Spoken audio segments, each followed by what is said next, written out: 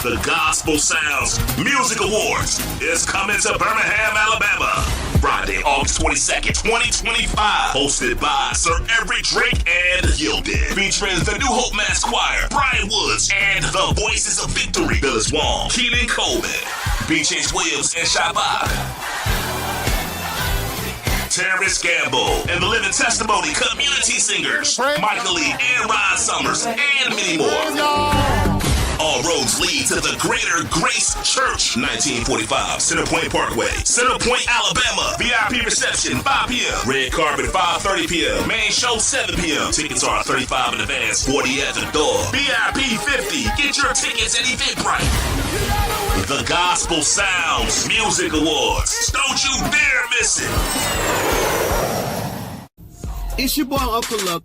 I'm from Lafayette, Louisiana, and I'm rocking with Yielded on the FIYAH Show, baby. Oh, yeah. Ooh, it's your boy, Lee to the Rod. What up, everybody? And I'm rocking worldwide with my girl, Yielded. She keep bringing that blaze to the FIYAH Show. Ooh, so y'all keep it funky, keep it peaceful, keep that love, and Yielded, you keep bringing that fire, lady. Ooh. I'm Sean Lee House from Kansas City, rocking with Yielded on the FIYAH Show. Hello there, this is your head Deacon Tootsie from Southern Louisiana, and I'm rocking with you on the FIYAH Show. Now you know, let's go! What's up? It's your boy, comedian Cousin Al from Houston, Texas, and I'm rocking with my girl Yielded on the FIYAH Show. Every Tuesday from 4 to 7. This is Naisha Miller from Seattle, Washington, and I'm rocking with Yielded on the FIYAH Show. What up, world? It's your boy, Januel, coming out that H that H-time, and I'm rocking with my girl, Yielded, and that FIYAH Show all the time. That's right. Hey, yo, Antoine Hilton from Long Island, New York, and I'm rocking with my main girl, Yielded, on the FIYAH Show.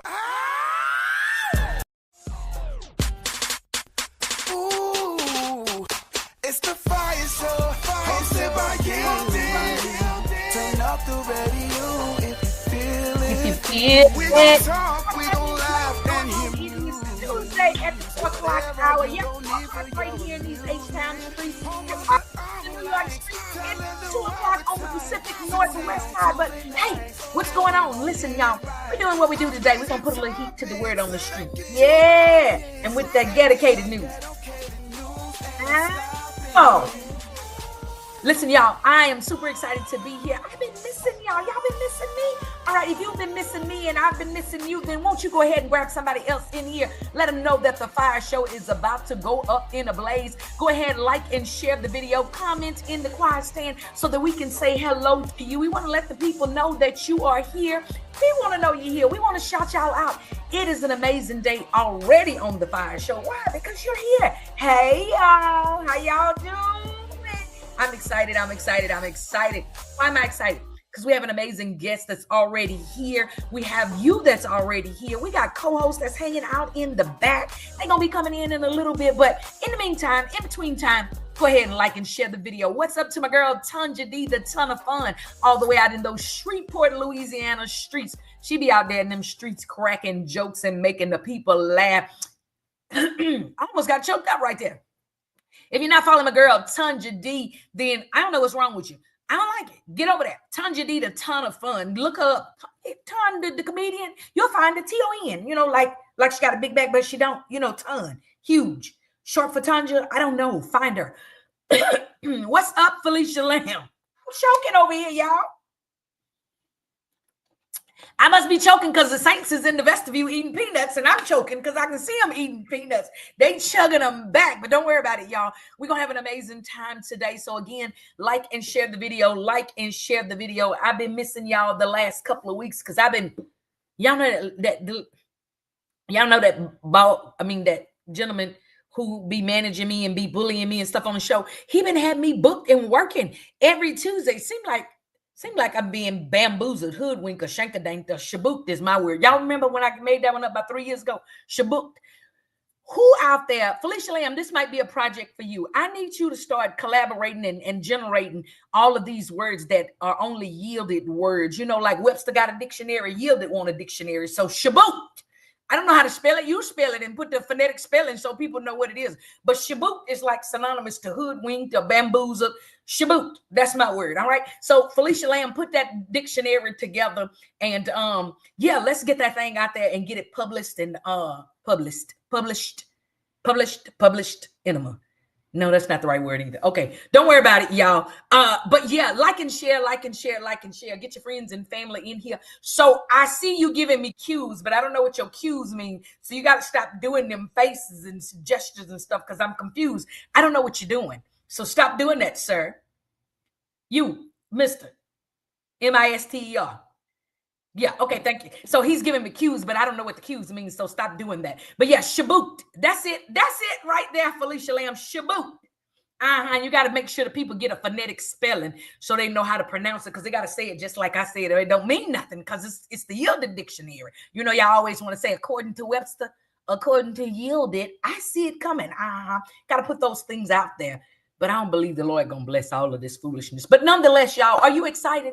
I am excited. Today's show is The Battle Is Not Yours. I know y'all probably looking for Yolanda, but she ain't coming. My mama daughter Yolanda coming, but not Yolanda Adams. The battle is not yours. Look at that. Look at that. I prophesied. There she is. Let me tell y'all something. There's power in this here tongue. There go my mama daughter right there. So not that Yolanda, but Yolanda Adams. The battle is not yours. We have an amazing guest that's going to be here tonight, this evening, in a minute, to share an amazing story with you all, to let y'all know that God is amazing and he's able to do exceedingly and abundantly above all we could ever ask or think. Why? Because he know we don't even know how to pray. We don't even know what to ask for. So this amazing guest that's going to be here. Yep, I'm giving y'all some precursors because I don't want y'all to go nowhere. I want y'all to miss it. I want y'all to get some other people in here so they can hear this. The Bible says that we are overcomers by the blood of the Lamb and the words of our testimony. And I believe that there's a testimony that's going to be shared on this afternoon that is going to be able to help the masses. Why? Because God gives us a testimony to be able to endure and to be able to help other people on the other side. And so if in the event that you know somebody that is struggling with anything in their life and they don't know how they're going to get on the other side of it, the answer is here tonight. So go ahead, grab them, share this video. If you've not already shared, go ahead and share it, like it and share it. I don't know. Like it and share it, and get it all together. And I don't know. So listen, we got lots of people that might be watching from the wrong place.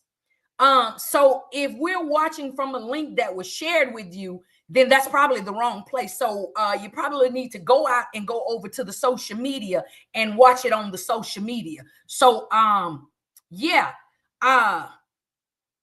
looking at a few people backstage. I don't know what's going on back there. You might want to chat to them and let them know that this is, they about to be on the show. So just chat to them and let them know, because I wasn't aware. But anyways, y'all, listen, it is May the 27th. If y'all know me, I've been counting down for May 24, 25 for the longest time, and May 24, 25 has passed. It was just this Saturday. And so my baby boy, my youngest, made the last walk across those high school streets, y'all. He walked across the stage. Well, it wasn't even at the high school. He was down at the NRG. He was down at the Reliance Center.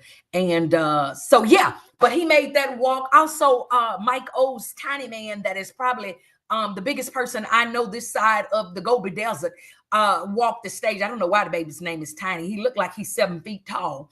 And you know, he's a nice sizable young man. So I think that's an oxymoron, but he also graduated on this weekend. So shout out to Tiny Man Ornelas and Dallas Cowboy Green on those amazing accomplishments, and all the other graduates. I saw some of y'all graduating from high school, some of y'all graduating from kindergarten. I don't know when it came a thing that they graduate from every grade these days, but they graduating from Crayola school. They graduating from liquid paste school. They graduating from all of these places. And so shout out to all of the graduates. I saw this man on the Dedicated News. He was 90 plus years old. He graduated. Y'all, that was an amazing accomplishment. But this is my question. Where are you going to work at? who finna hire him with his new college degree? I mean, I'm just saying, God is able, but he like 97 years old, and they didn't excluded DEI. So, sir, they don't need your 97-year-old tenure in there to make the quota. Let me get to the national holidays. I see the ticker tape. Let me just stay in here and do what's going on. Shout out to Joe Boy from DSM Do Something Movement Morning Show, y'all, over there at CL Radio. Y'all can catch him every Saturday morning at dark 30. He on like at 7 o'clock. And they be over there cutting up and clowning. I'm like, who in the world is up clowning this early in the morning on a Saturday? They got a segment on the show, y'all. I think it's called That Ain't Right. And they just be talking about all kinds of stuff. And they be like really, who doing that? Yeah, but national holiday today, y'all. Well, actually, it was yesterday. Cassidy, this is for you. I hadn't done it in a long time. I see you right there. Cousin Al said he graduated from the School of Ghetto, my master in hood divinity. Cousin Al, lay your hand on your chest and ask the Lord to do it. Do it right now, Lord. Heal him right now, Lord. Shout out to Sean Lee House out in those Kansas City streets, y'all. But listen, the anniversary or the holiday for yesterday, and I'm going to give it to y'all. 30 years ago yesterday. 30 years ago. Y'all hear me? I ain't going to say this no more. And if y'all bring it up, I'm going to say the line. 30 years ago yesterday, I walked the stage and I graduated. Yeah, 30 years. I know y'all thought I was just 30 years old. God good, ain't it? But yeah. So yeah, let me get into these national holidays. So y'all want to talk about that. Don't hold long there. Don't worry about it. It is National Cellophane Wrap Day. For those of you that don't know how to use cellophane, it's your day to go practice. Get some from the dollar store first, so you don't waste any of that good wrap that costs like $17 for the little box, and you don't even know how to use the little metal clip on there to cut it. You just ripping it off of there, and it's all crinkled up at the end. Yeah, that little metal clip is strategically placed there to cut your cellophane. So it's National Cellophane Day. It is also National Grape Popsicle Day. Anybody like a grape popsicle? So I like grape popsicles. But once I got older and realized that I had been smoking the Blue Bonnet Chronic, when I eat the grape popsicle, I didn't want to eat the grape popsicle no more because it turned, you know, and I'm real fast skinned. And so my lips turned real black. And I looked like I was smoking. Anyway, it's National Grape Popsicle Day. It is also National Gray Day. It is National Hairstylist Mental Health Awareness Day. I'm not even going to read into that. I don't even want to know what that means. National Hairstylist Mental Health Awareness Day. We're going to run past that. It's National Sunscreen Day. So for all of you that are planning to go out and take your big backs on the beach this summer, make sure you get you some sunscreen. That's it. Don't come over here turning my mic off, Joe Boy. I'm just saying, you know how, Joe Boy, rumor has it that you're going to be down there at the Lakewood Church preaching. That's what I had heard. I read it. See, that's how lies get started. Nobody told me that. I read it on something I saw. So you're going to be out there preaching down in the Lakewood streets. Put that information in the comments there so the Fire Knights can come over there and support you. Okay? Yeah, I saw that. But National Sunscreen Day. It is also National Nothing to Fear Day. Nothing to fear but fear itself.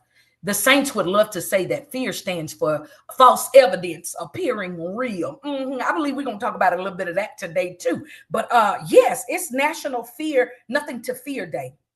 Old Time Piano Play Day. We're going to run past that too. It's National Slavery Abolition Day in Guadalupe. I don't know why that's a national holiday, but we're grateful for them to be that they abolished slavery in Guadalupe. We happy that everybody abolished slavery. It's also birthday days. Who we got? We got Jada Kiss. We got Princess May. We got Royalty Brown. We got Ryan Henry. We got Zach Heron. And I only know two of them people. But happy birthday. Happy birthday to y'all. Happy birthday. Okay, I'm sorry. So listen, y'all, that was y'all's national holidays today. And I ain't going to do no whole lot of tarrying on them holidays because like 50, 11 of 100 of them did not make sense. So, no. We're not going to delve down into them. We're not going to talk about them.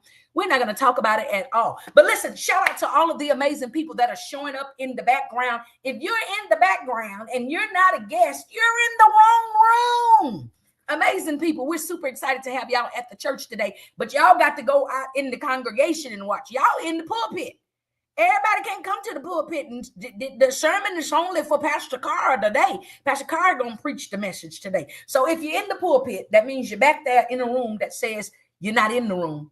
Then you're in the wrong place. You got to go over to the social media. Go find Yielded, YIELDED. Watch there. Meet us over on YouTube. And guess what today? We live on Instagram. So for all of y'all that are there, make sure y'all come on in and say hello to us over here in the choir stand. Joe Boy is going to be preaching this Friday, May the 30th at 7 p.m. at Lakewood Church on the 3rd floor. You heard me, on the 3rd floor. Like, bro, man. Okay, that's 3. So he's going to be there this Friday, 7 p.m. at Lakewood Church. Y'all go over there and check him out. Joe Boy, I won't be in town, but I'm going to see if I can get a person or two to come down around over there and hang out with you.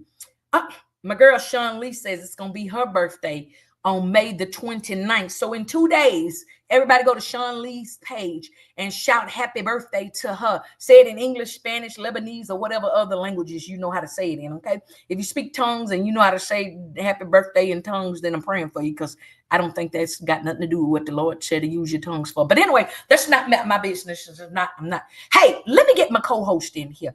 Is anybody here? Because I ain't been here, so I thought maybe they might be here today, but I don't know if they're here. Michael. What's up, Lorenzo? Oh, wait. That ain't Lorenzo. Hey. Well, no. I got hair. What? Yielded, where you been? So that little bald man that you've been hanging out with here every Tuesday, you know, he been having me working. We've been cutting up a little bit while you were gone. You know that, right? Yeah, I done heard all the nasty things y'all said about me. I called me a bully like 72 times last week. I said the disrespect that goes on in the church when the saints ain't there. Congratulations, Dallas.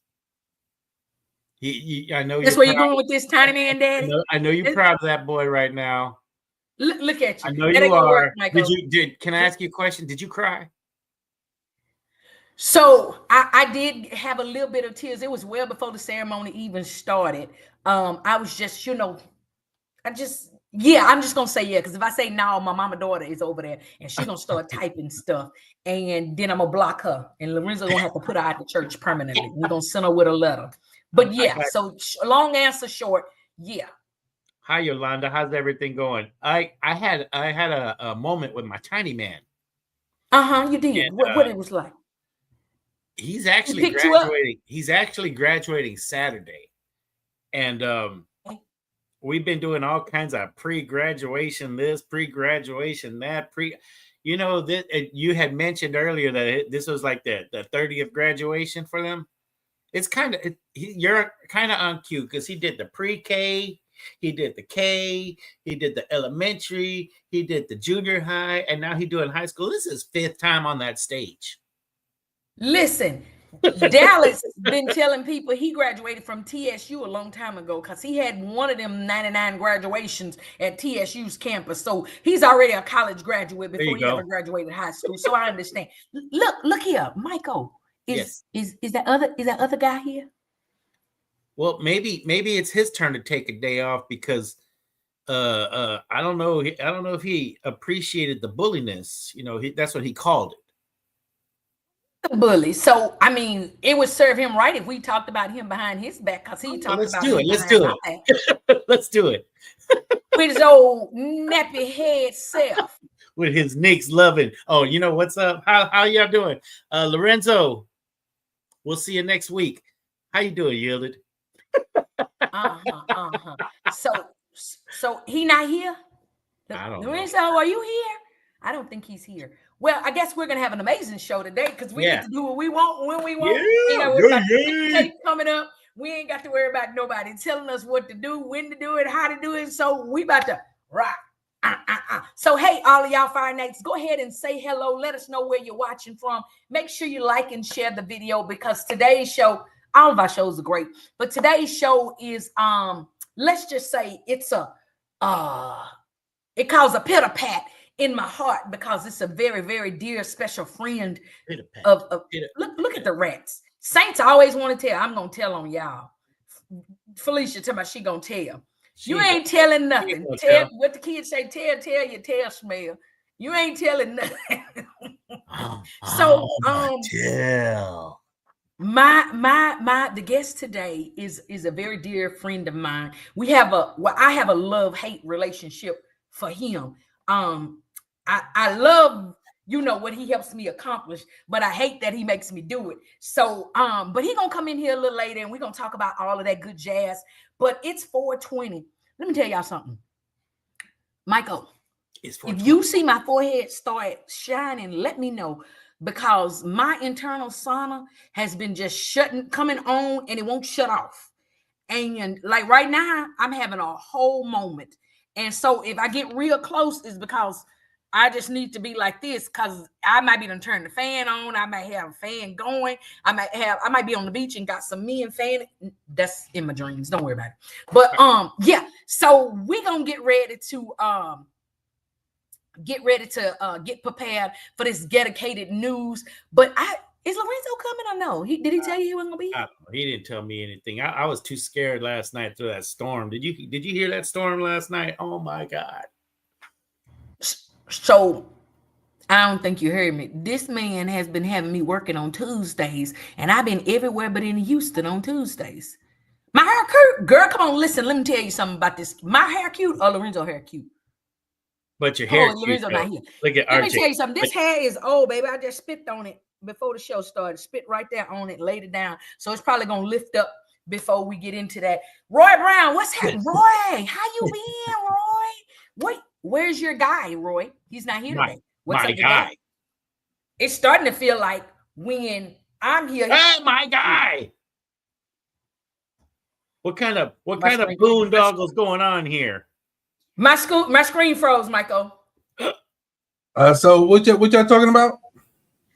We was talking about Roy, and he was gonna come be a guest on the show, and RJ was gonna fix his hair and get him camera ready, and tomfoolery and boondoggles.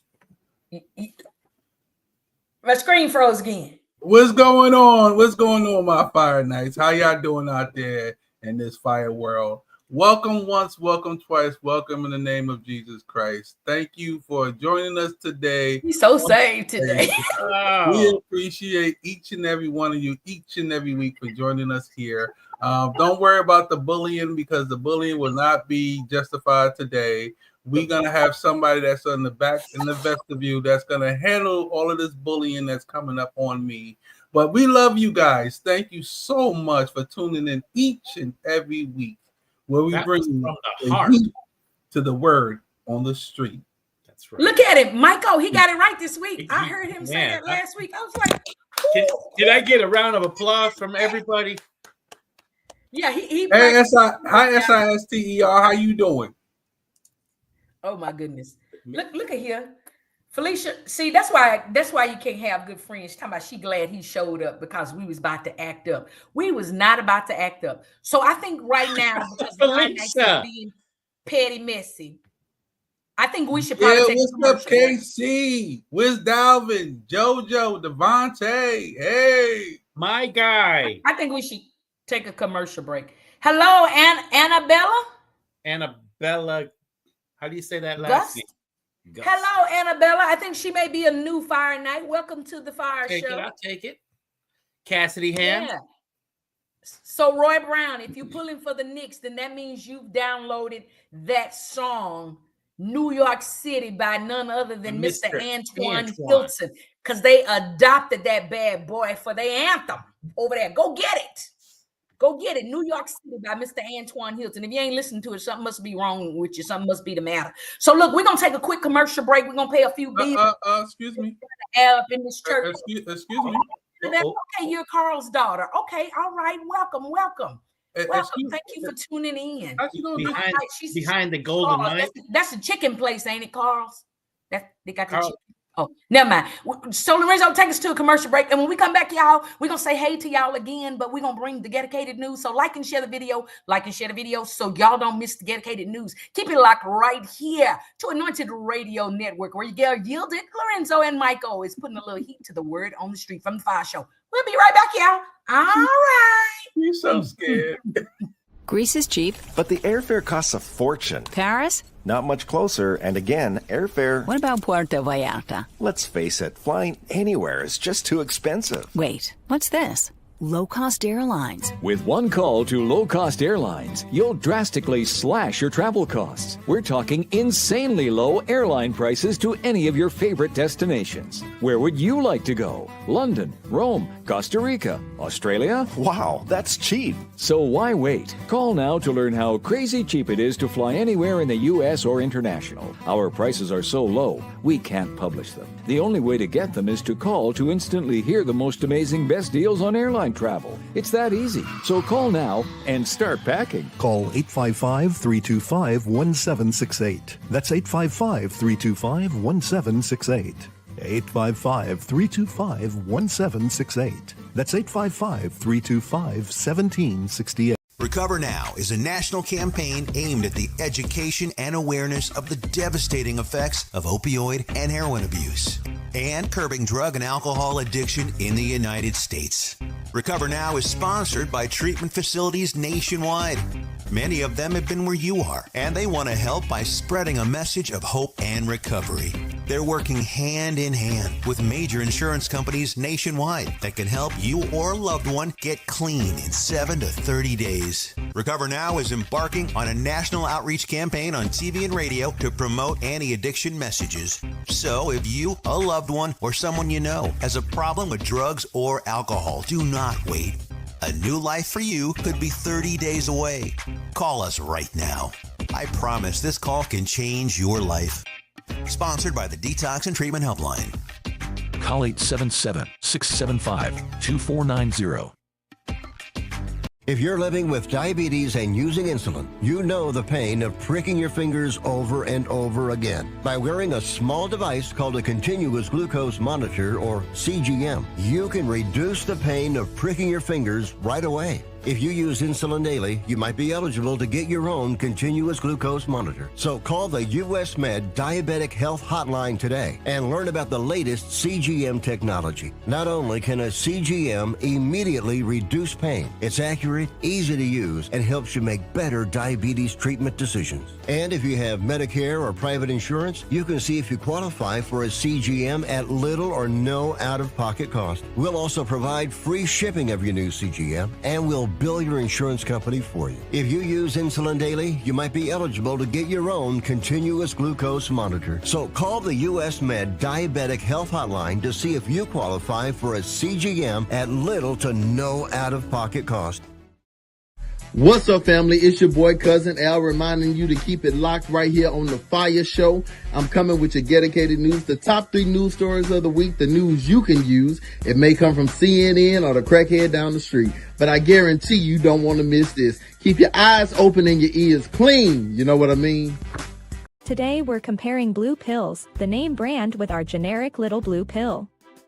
Okay, so what's the difference? The name brand pills have the brand name from a large pharmaceutical company engraved on each pill. What does that do? It makes them cost a lot more. Both pills have the same active ingredient, which allows you to be, well, more active. Don't pay more for the name, pay less for the pill. Get our generic blue pill for as little as $2 each. Call right now for yours.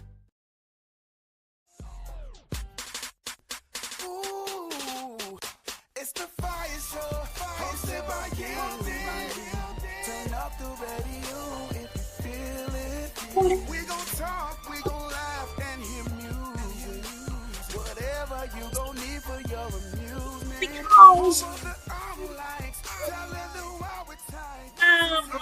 So can you hear me? What's going on? Can y'all hear me or no? Can anybody hear me? All right, listen. I was being silly. I was whispering.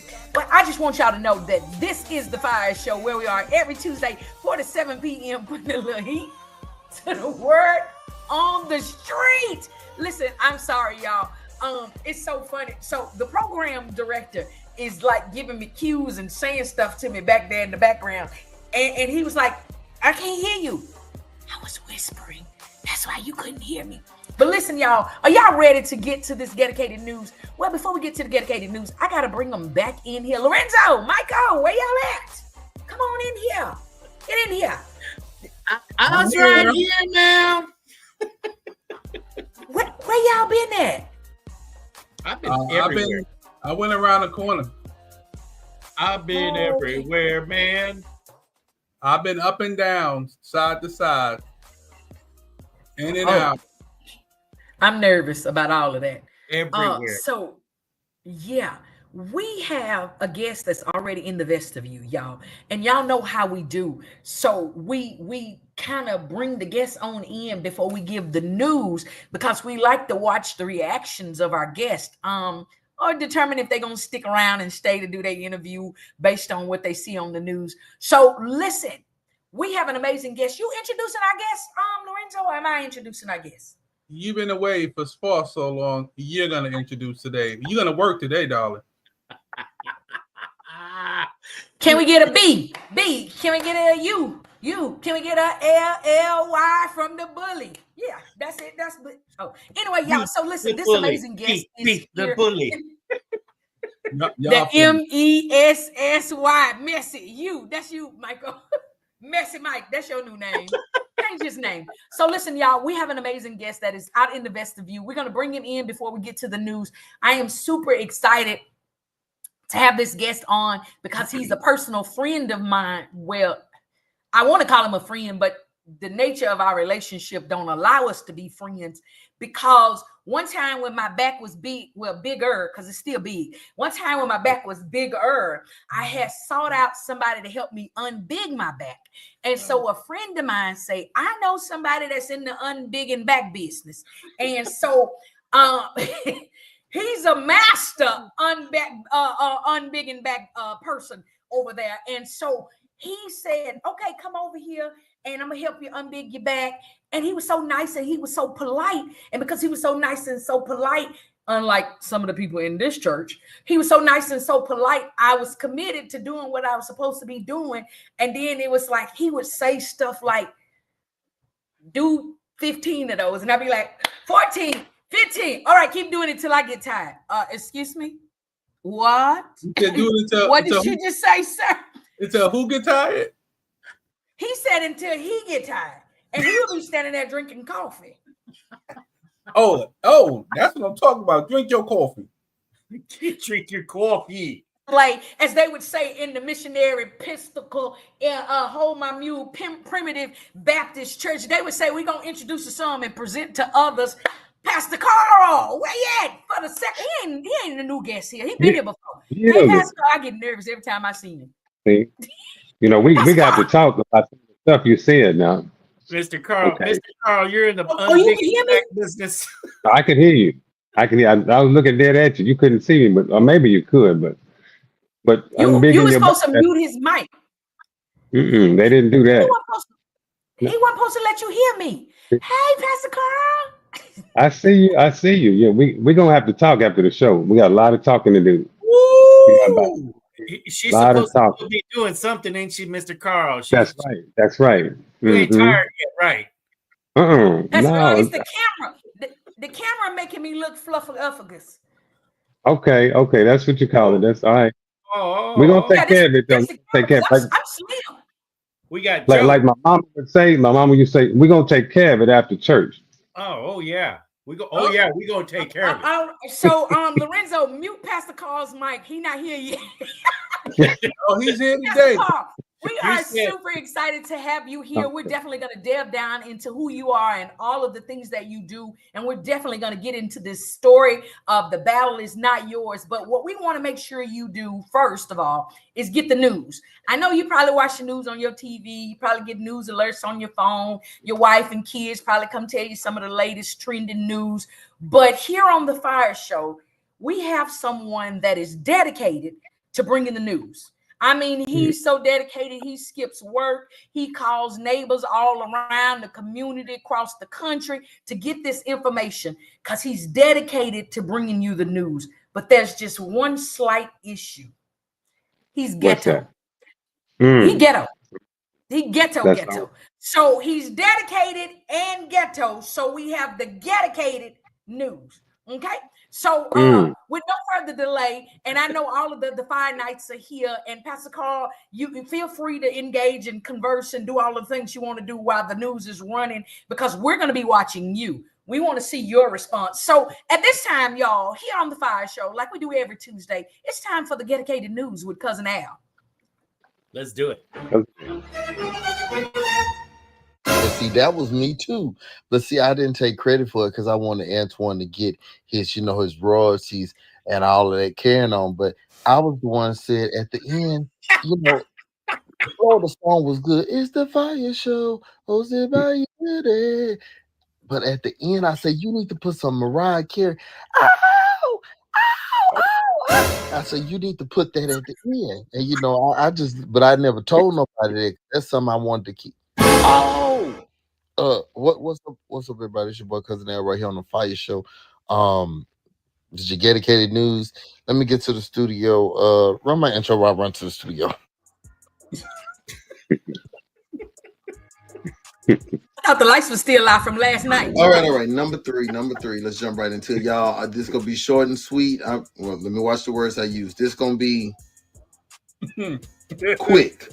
Ooh, I don't even like that word. It's just so messed up, y'all. Just pass me by. Listen, the Diddy trial. A lot of people been saying, "Hey, Al, you ain't said nothing about the Diddy trial. Did he do it? Did he not? You ain't saying it." And I said, well, I guess I got to come back since we did talk about it a little bit earlier before we knew it was going to be so salacious and so, gory. We didn't realize that.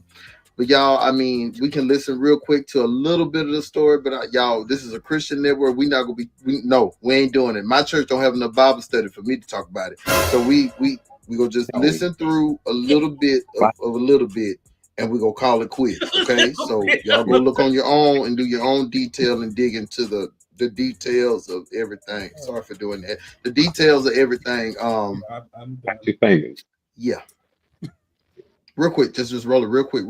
On the right-hand side of the court, seated, is her husband, Alex Fine. On the left-hand side, Diddy's 6 out of 7 kids are sitting in the courtroom, as Cassie is describing, having weekly freak-offs for years that would last 2, 3, one lasted up to 4 days. She talked about damaging hotel rooms so bad in one instance that they had to pay such a hefty fee because the hotel told them that they needed to completely redecorate the room after a freak off. After a freak off, there would be blood, urine, and lots of baby oil. There was so much baby oil. There was also so much baby oil talk to the point where the judge at one point told prosecutors, wrap it up.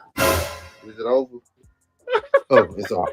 Okay, yeah. So, I'm so embarrassed. I don't know. At this point, y'all, I ain't know it was gonna get this messy. So all we can do is go back to the core that we have as Christian, as believers. We got to pray without season. Can't stop, won't stop. No. Can't pray without season. Go to number two. Oh my God. Speaking of prayer.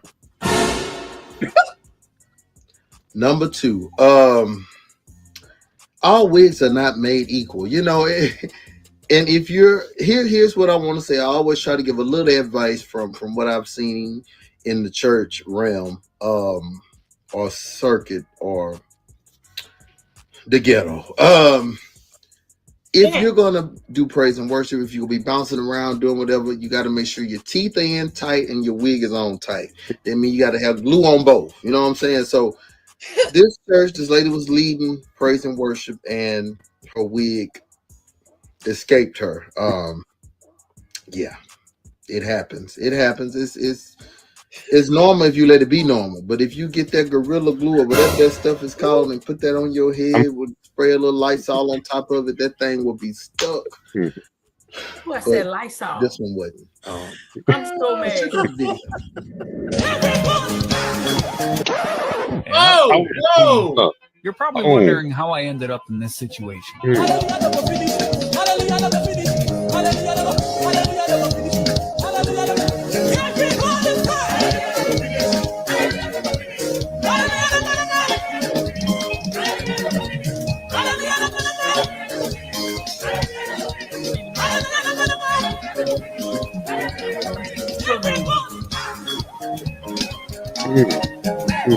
Cat.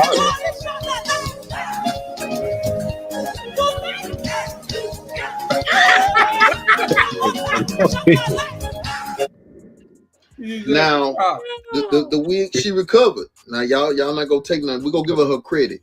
She recovered. She recovered. She recovered well. She knew if that happened what to do, and that's what I appreciate. But here's my question: when did y'all start hunching the Holy Ghost? Y'all saw her in the beginning. That was my problem. She was riding the Holy Ghost like it was a horse. What is the cowboy caught in Christ? What was that? Y'all not did. Oh my God. Now that bothered me a little bit. She was playing with the devil, I think, a little bit with that movement, and devil went to snatch her, and he didn't know that it wasn't all her. You know, he didn't know that. I don't know if that's what happened, but I'm just saying that little move in the beginning, that little dirty wine move, was a little cowboy Carter in Christ, Beyonce Baptist to me. I don't know. That was a little different. That was a little different, but thanks be to God who keep us from letting our wigs hit the floor. That's what the Bible says. In the Alified Bible, that's what it says. But God bless her. Keep her in prayer with Diddy.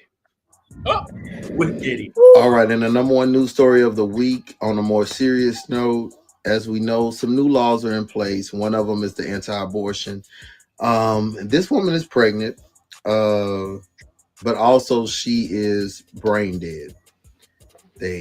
The doctors have done all they could. All they can do is put her on a ventilator and keep her breathing, her body, but the machine is doing all the work and she's not there.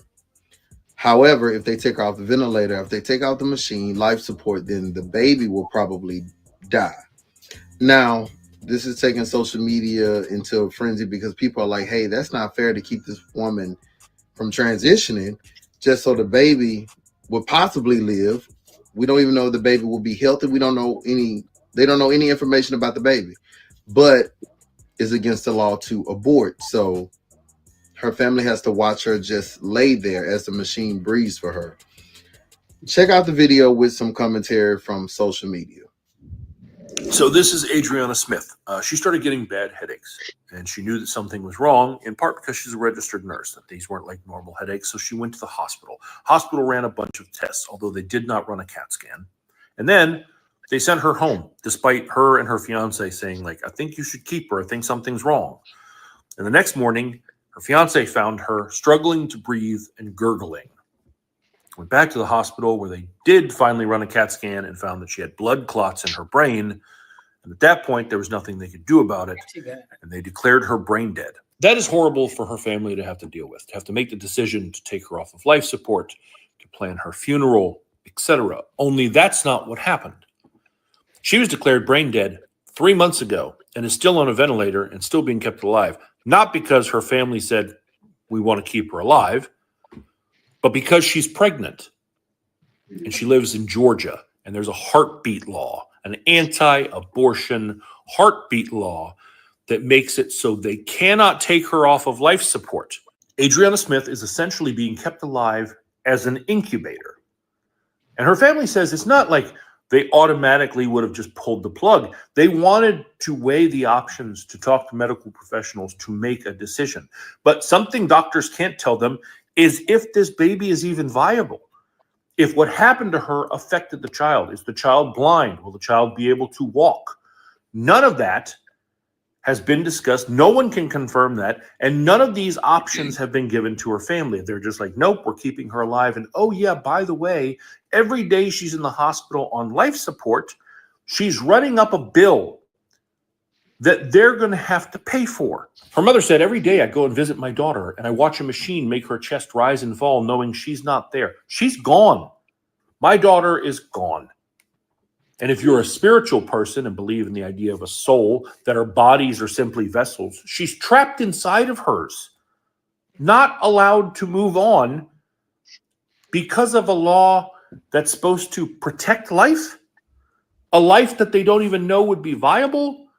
And her family now has to raise her child that currently is here in the world, a little boy who every day thinks his mother's just sleeping and can't have closure, as well as possibly another child that may have a ton of medical issues on top of the medical bills that are being run up by the fact that she's being kept on life support without anybody making that decision. So the question becomes, what's right and what's wrong? You know, from an ethical standpoint, in the medical field, what do you do? Because I mean, you're there to preserve life. Yes, you have to follow laws. Yes, but also this is a really, really tricky situation.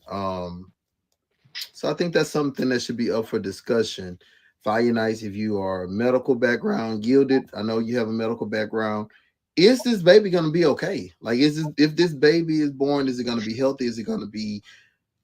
Do we know? Can we tell now? Is there any way, if this woman is really not alive, that this baby is being nurtured? How are they feeding the baby? It's like all of these questions that comes up. You know, is this really safe for the baby? You know, or is it better? Yeah, it's one of them situations that you really have to think about what's fair to the mother, the baby, the family, full circle, right?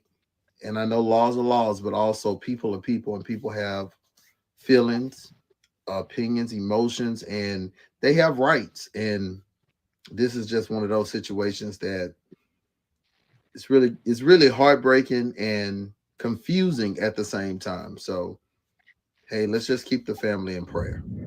All right. This has been your boy Cousin Al with your dedicated news. Before we go back to y'all in that studio, y'all already know what I'm about to ask you. You know what I'm about to ask you before I ask you, so why do I have to ask you? Has you voted? Has you? That's all. That's all. It's simple. Have you voted? That's all I want to know.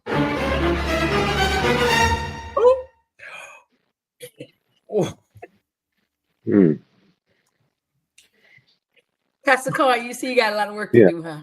Prayer is needed. A lot of work. Yeah, right now. Yeah, pray right now, Pastor Carr. Just two letters, Al. A-L. God know who he is. That's a very, very touchy situation right there. We're not even gonna touch that one. We got to. We came back up. We're not going back down. We thank you so much. Mine ends in a happy note. I'd love to see how this baby turns out. You gonna go there anyway after we said we ain't going there. I can't help it. We ain't going there today. So listen, Michael, I'm gonna put you if you don't come out of that conversation. We're not having that one. But look, y'all, we got right out of that news. Lorenzo, who's being bullied? Yes, you are being bullied right now. B-U-L-L-Y.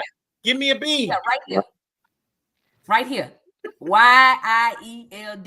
Right there. So Pastor Jay, we ain't talking about the baby. Take it down. We're not talking about that baby. Listen, y'all, my spirit is super sensitive today. And if we go down that road, I am liable to cry. And I'm not crying because I ugly cries. Okay. So we not Pastor Carr, you didn't see me cry before. You didn't make me cry before. We can talk about all of that. But look, y'all. I was trying to help you out. I was helping you out now. How ugly is she helping you out? How ugly is she when she cries? How ugly is she? Hold it together. You can tell us. Come on, tell us. How ugly you seen Cyclops, you seen the Wolfman, you seen, Frankenstein, they all in that, in that. Sometimes people together, The Exorcist, hey. But, that's a whole nother story. Look.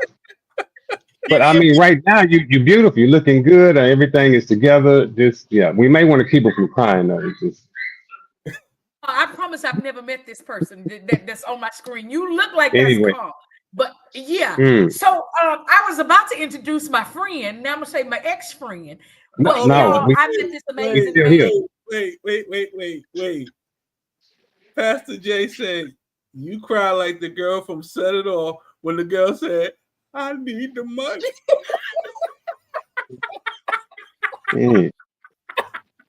It's something about the bald men today that I'm not man.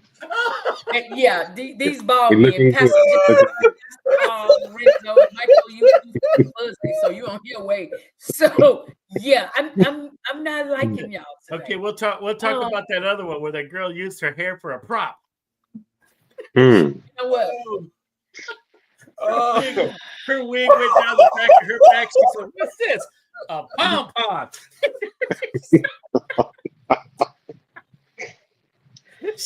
she turned it into a pom-pom. Yeah, I'm just gonna go on and leave. Lorenzo is crying. He done had to leave. So shout out to Crystal all the way from Vegas. I'm gonna talk to the Fire Nights because they being nice. Hey, Miss Renee, how are you? Listen, y'all, we getting ready to have this conversation with Pastor Carl. Lorenzo's in the background crying.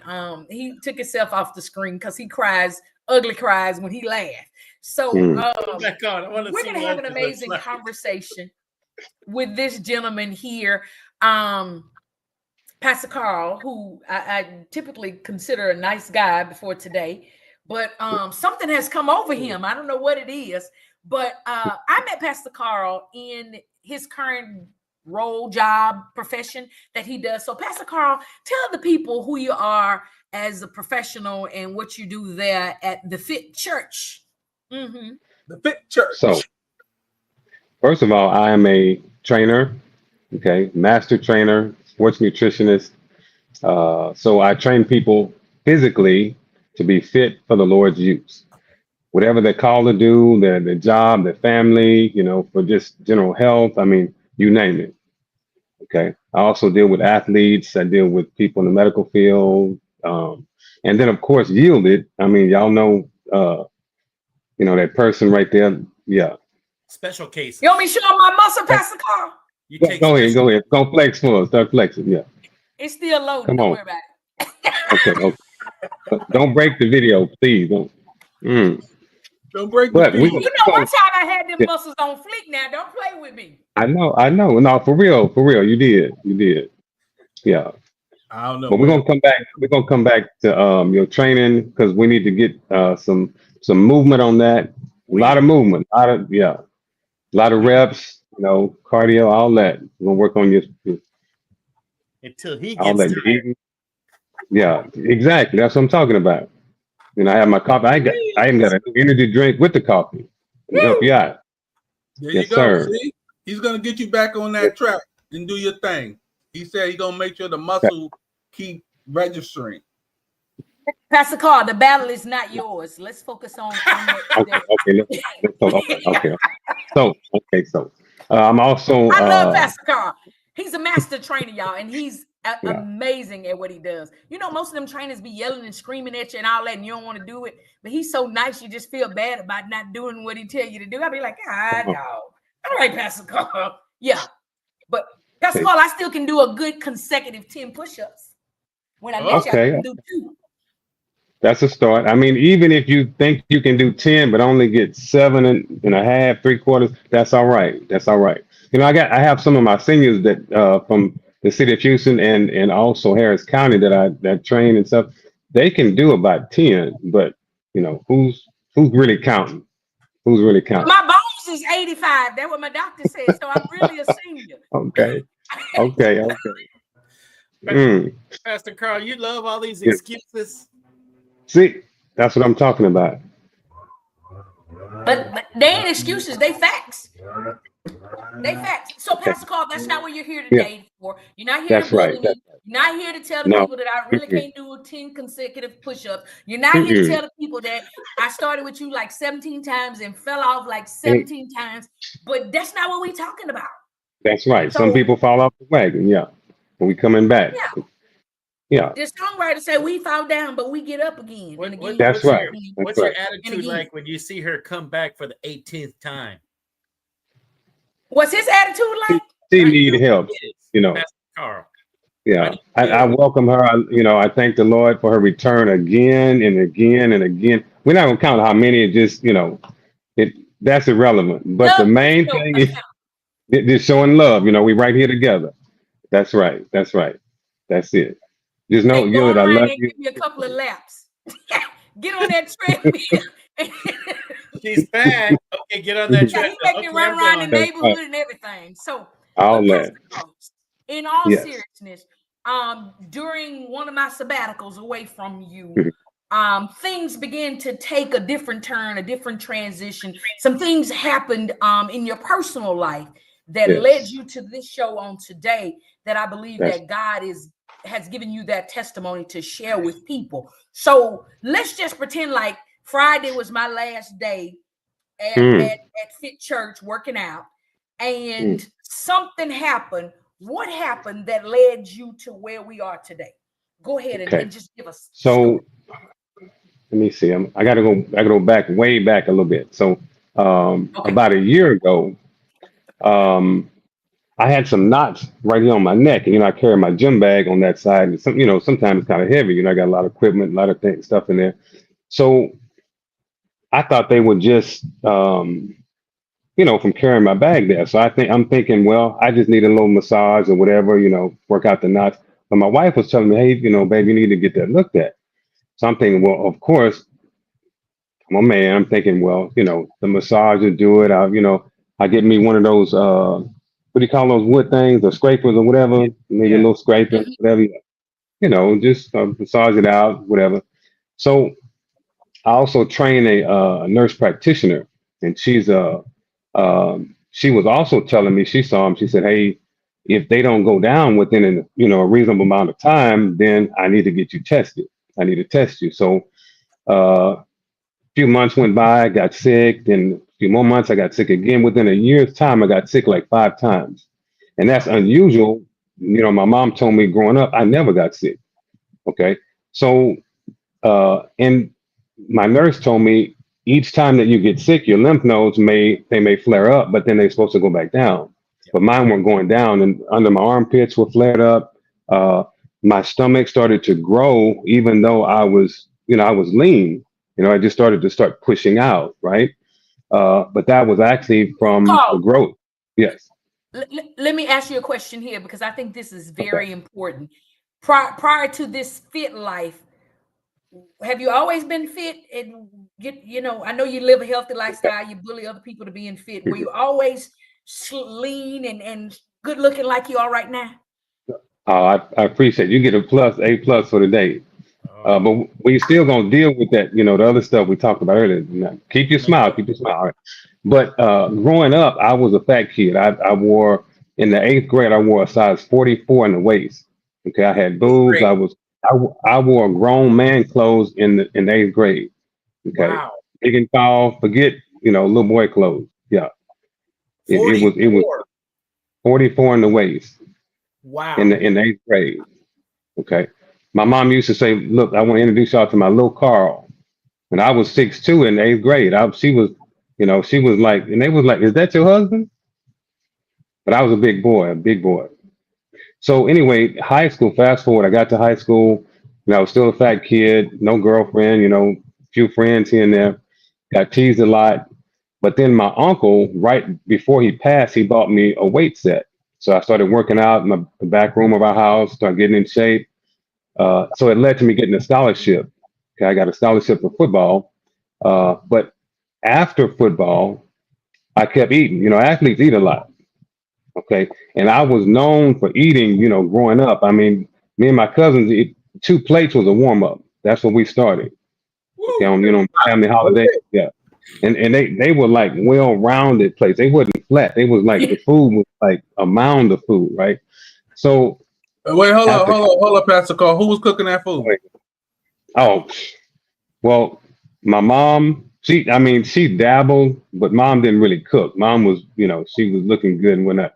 But my grandmother, she put in work. She had 13 kids. So she could burn. I mean, she put both feet in it.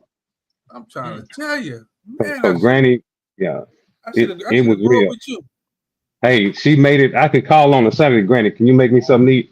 By the time I got dressed, got my clothes on, went 2 doors over, past my auntie's house, and got to grandma's house, it was done. I'm talking fresh, homemade biscuits, Oh, my mama gravy, syrup, come on, pancakes, French toast, whatever. How many calories a day do you reckon? How many did I didn't cut no calories. It was fully loaded. I probably for me a good between 7,000 to 8,000, give or take. Wow. Yeah. I mean, but I ate. I was known for eating they call me Mikey, like give it to Mikey. Mikey will eat it. Mikey like it. I had, yeah, I had like how some people have a lust for sexual. So I had a lust for food. It was like a love relationship. So after college, I was I kept the eating going, but I wasn't in shape anymore. And so I was about 350, give or take. And then, I just got sick and tired of being fat, overweight. I've been down to tie my shoes. I'd be huffing and puffing, go up half a flight of stairs. You got to stop and rest. You take a trip in the car, everything hurt. My ankles would hurt, my knees would hurt. So, I just got sick and tired of being fat. It was enough. Hey. We don't say that word. I'm not pointing. I'm not stepping on. We don't say that word around here. Okay. No fat. He told his own fat. You would call yourself fat if you was. So I put it to you like this.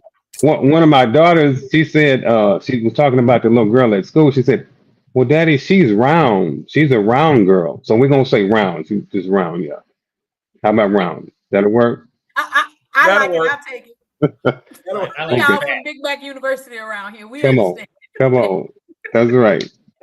So my idea was, if I look good naked, then I was good to go. So that was my goal, to look good naked. Because look, when you take off your clothes, I mean, you can hide it with a bunch of, they got all kind of devices and, training girdles and bands and all this stuff, right? But when you take them off, it is what it is. So my idea was, if I could look good naked, I was there. So that was my mission, to look good naked. So hold on. So basically, what you're trying to say is for us people to go in the mirror, strip down. Yeah, come on. If we like what we see, okay, we good. And if we don't like what we see, we got to work out. Yeah, that's right. Time to make some changes. But wait. If you lift your arms up, everything look good. What? Wait, that don't even mean, no. That don't count. No. Hercules. You gotta wrap around and lift up. No. Everything stretch out, No. Let him finish. I'm sorry. Pastor Carl. Hey, wait.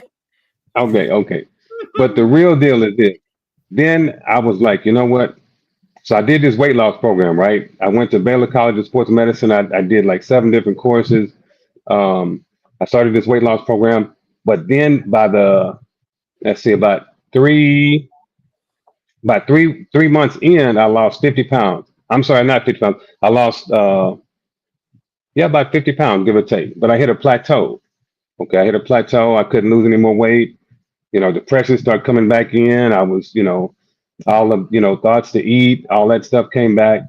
So then I decided I was going to pray. I was going to give it to the Lord. So then I gave it to the Lord. And guys, this was crazy. When I prayed and gave it to the Lord, I lost that last 50 pounds. Okay. It was like overnight. Within right at 12 weeks, it was done. I lost 50 pounds. I mean, I looked incredible. But the thing was, I gave it to God. Wow. So wait a minute. Hold on. Let's go there. Miss Renee Watson said gravity pulls to the ground. That's why I say you got to wrap in and lift up. So you saying that night, because that's the thing that we talk about, that plateau. Sometimes people be losing weight and get to that, they can't break it. It just, I can't lose no more weight. I can't lose my. It just, they working out, they're working hard, but they just stuck. That's right. So you said you prayed about it. Prayed about it. All right. Gave it to God. Let's bring Jesus up in here. Come on. So Pastor Carl, I had to take us back to that part because everybody's looking at you. You look lean, trim, you look good, and it's like, okay, well, it's that's easy to do for somebody that's always been there, but that's not the beginning of your story. You got to this fit place. You're eating healthy. You're living a healthy lifestyle. You're maintaining all of this weight loss, and you're looking good. And now back to the nodules there that you had. Okay. You got sick, and they kept getting larger. Now take us from there. Okay. Well, I just want to mention one more thing. Now, Oh, I yes, didn't sir, just please. keep it off. But I kept it off for more than 20 years. So I also give credit to the Lord for that. Okay, so that was 20 years. But that also led into my calling. That's why it's named Fit Church World, because the purpose, once I went through it, the Lord gave me a word. He showed me I needed to make his people fit for his use, because so many were dying because of obesity, okay? And then weight related diseases like cancer, like heart disease, like high blood pressure, like high cholesterol, all those kind of things, okay? High sugar. So then that propelled me into my ministry now. And then, so now we're about, what, 20 years later, give or take. Okay. So then I had the nodules. A friend of mine, okay, I couldn't get any, well, let me go back. So I had the nodules, I got tested, okay, and the doctor told me either it was going to be a virus or it's going to be cancer. So, of course, I was praying for the virus, right?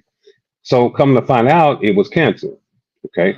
Um, but the thing was, I say, doctor, where did this come from? I mean, how did this happen? I'm thinking, I'm fit. That's all I do is eat. I eat well. I mean, everything is on point. So he said it was likely that I had a virus somewhere or sometime in my life years back that caused this. But I was first thing came to mind. I was thinking like all the fried chicken I ate and all the bad food I used to eat years ago. I'm thinking, well, something that came back to get me. But I talked to my mom. I had COVID, right? Okay. And right after COVID, I started to get like this rash on my skin. I thought it was, I had gotten into some poison ivy or poison oak or something like that. So I went to the dermatologist, two of them, two different ones. And it helped. They gave me the steroid shots. They gave me some pills. And then the last one I went to, he gave me some cream. It helped a little bit. But then I noticed I started to lose weight, month after month, a little bit here, a little bit there. And so I stopped my lean or my weight loss program that I was doing as a maintenance. So I just started to eat a lot, but it was still pretty healthy, but I kept losing, right? And so, bodybuilders, they eat anywhere from 8, 10, 12,000 calories a day. So I started to up my calories, even though it was good, I still shouldn't have been losing like that. So after the doctor confirmed it was cancer, and then I talked to my mom, she said early on when I was right out of college, she said that I had this virus that attacked your lymph nodes. And when I had this virus, it can I testify a little more on that one? You gotta go ahead now. Because this one is crazy. This is gonna add to the testimony, right? So one day I was coming home from work. I was sick as a dog. My eyes were like glass. Okay. My other managers at work, they say, Carl, you need to go home. You look bad. It was like how when you have a cold and you have a runny nose, and sometimes it's not running that bad, but this was like somebody turned on the faucet and I couldn't stop it. So I was on my way home and I got over here by the Lake Houston Bridge, got to the red light. There was a chevron on my right side. When the light turned green, the Lake Houston Bridge is about a mile and a half. I started, the light was green. I'm driving in my truck, I'm in my lane, and I pass out. Now, this is how I know I passed out, okay? When I woke up, my left hand was on the steering wheel, okay? And my head was kind of slumped to the side. And when I woke up, I could see the lines, the white lines going by, okay? And as I was coming to, I could see them, and I looked, and my hand was on the steering wheel. It was just kind of, the wheel was just kind of oscillating just a little bit back and forth. And I looked to my right, and I could see the Lord in my passenger seat. I could see his physical presence, okay? I had driven about a quarter of a mile. I did not come out my lane, nothing, okay? I'm talking, when I saw him, and I looked, and I realized that I could have went over the side of the bridge. I could have crossed lanes and went into oncoming traffic. Nothing. Okay. And after I realized it, I grabbed the wheel and I started driving. And when I looked back, he was gone. Okay. So now when I got home though, okay, this is the thing. But I thank the Lord, He saved my life that night. That was one time, right? So when I got home, I had a fever of 104. Okay. Wow. And after that fever, my mom she took me to the doctor. They couldn't find out what was wrong with me. Finally, they diagnosed it as it's called Kawasaki disease. Okay. And it's a disease that attacked the lymph nodes. Now, what else happened was after the fever in my hands, there was a bunch of white dots all over my hands. And as they came to the surface, my skin would peel like a snake. Okay. And all my fingernails came off, my toenails came off, and it did it every time that happened each week. Okay, it would take about a week for those dots to come to the surface, and then my skin would peel, right? That happened about three or four times. Okay. And then it never came back for it's about 20 years, a little over 20 years now. And so the doctor said if there was a virus, most likely that I had early on. And so we connected it back to that virus because the cancer that I had was in the lymph nodes. Okay. So now I got tested. We know it's cancer. Okay. Now, right now, it's about June of last year. Okay. And we're about to be in June this year. Okay. At that point, the doctor would say, okay, we need to do some chemo or we need to do some, what's called radiation. Radiation. Okay. Now, so he tried to refer me to his friend doctor, his homeboy. Okay. But then he wouldn't take me. He didn't take my insurance. So I had a limited insurance policy, which didn't cover a whole lot. You know, if you had a common cold, that was fine. But in regards to what I was going through, it didn't cover that. And the reason I got it because people were saying, "Hey, Carl, you know, you need to have insurance." I'm thinking, well, I'm fit. Well, I need some insurance. You know, everything that I eat and drink, you know, everything is pretty much healthy. You know, unless I have a free day and I just want to hang out with the family, or you know, it's a holiday, I eat whatever I want. But for the most part, it's like that 24/7. Okay. But I was thinking, you know, that's wisdom, right, from the Lord. You know, I need to put an insurance policy in place just in case. So, but it did cover a little bit, but it wouldn't cover any treatment. So I didn't get any treatments for like about 3 months, give or take. Okay. So it went from stage 3 when I was diagnosed. It was already at stage 3. Okay. And then when I did get to the doctors to do a treatment, I was already at stage 4. Okay, hold on. Go ahead. Wait. Come on. We gonna come right back after these commercials so we can finish this story. I want everybody to take a little breather, drink some water. Yes. He said stage 4. Wow. We'll be right back. Remember, stage 4, people. Listen to what he's saying. We'll be right back. Today we're comparing blue pills, the name brand, with our generic little blue pill. Okay, so what's the difference? The name brand pills have the brand name from a large pharmaceutical company engraved on each pill. What does that do? It makes them cost a lot more. Both pills have the same active ingredient, which allows you to be, well, more active. Don't pay more for the name, pay less for the pill. Get our generic blue pill for as little as $2 each. Call right now for yours. Here's an important message from the US Med Diabetes Solution Center.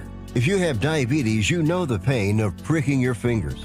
But now, by wearing a small device called a continuous glucose monitor, or CGM, you can reduce your pain right away. It's easy to use and helps you make more accurate diabetes treatment decisions. So call us right now to see if you qualify for a CGM at little or no cost. US Med. Better service. Better care. Hey there, travelers. You going somewhere? Need a hotel? Then call Hotel Wiz anytime, day or night, for rates too low to publish. You can save up to 75% on over 500,000 hotels across the globe and get our best price guarantee with no booking or cancellation fees ever. We've got some of the lowest hotel prices you'll find in New York, Chicago, Las Vegas, San Francisco, Washington, D.C., and a lot more. Don't waste your time surfing for deals. Make a free call right now and find deals too low to publish. Save up to 75% right now with no cancellation fees. And to make it even easier on you, we're here 24/7 to help. So call right now. Bookmark us in your cell phone. Whatever you need to do, just pick up the phone and call this number for hotel deals that'll knock your socks off. Call 877-801-8832. That's 877-801-8832. Again, that's 877-801-8832. Call now. The Gospel Sounds Music Awards is coming to Birmingham, Alabama. Friday, August 22nd, 2025. Hosted by Sir Every Drake and Yielded. Featuring the New Hope Mass Choir, Brian Woods, and the Voices of Victory, Phyllis Wong, Keenan Coleman, B.J. Williams, and Shabbat. Terrence Gamble, and the Living Testimony community singers, Michael Lee and Ron Summers, and many more. All roads lead to the Greater Grace Church, 1945 Centerpoint Parkway, Centerpoint, Alabama. VIP reception 5 p.m. Red carpet 5:30 p.m. Main show 7 p.m. Tickets are $35 in advance, 40 at the door. VIP 50. Get your tickets at Eventbrite. The Gospel Sounds Music Awards. Don't you dare miss it. The abuse of opioids and heroin is killing people. Recover Now is a new national movement to help you curb your addiction. You can get help now, right now, and you can get clean in as little as 7 to 30 days. So don't wait, change your life. Call the number on your screen right now. We can help. You could have a brand new life in as little as 7 to 30 days. You can change your life. Call the number on your screen right now.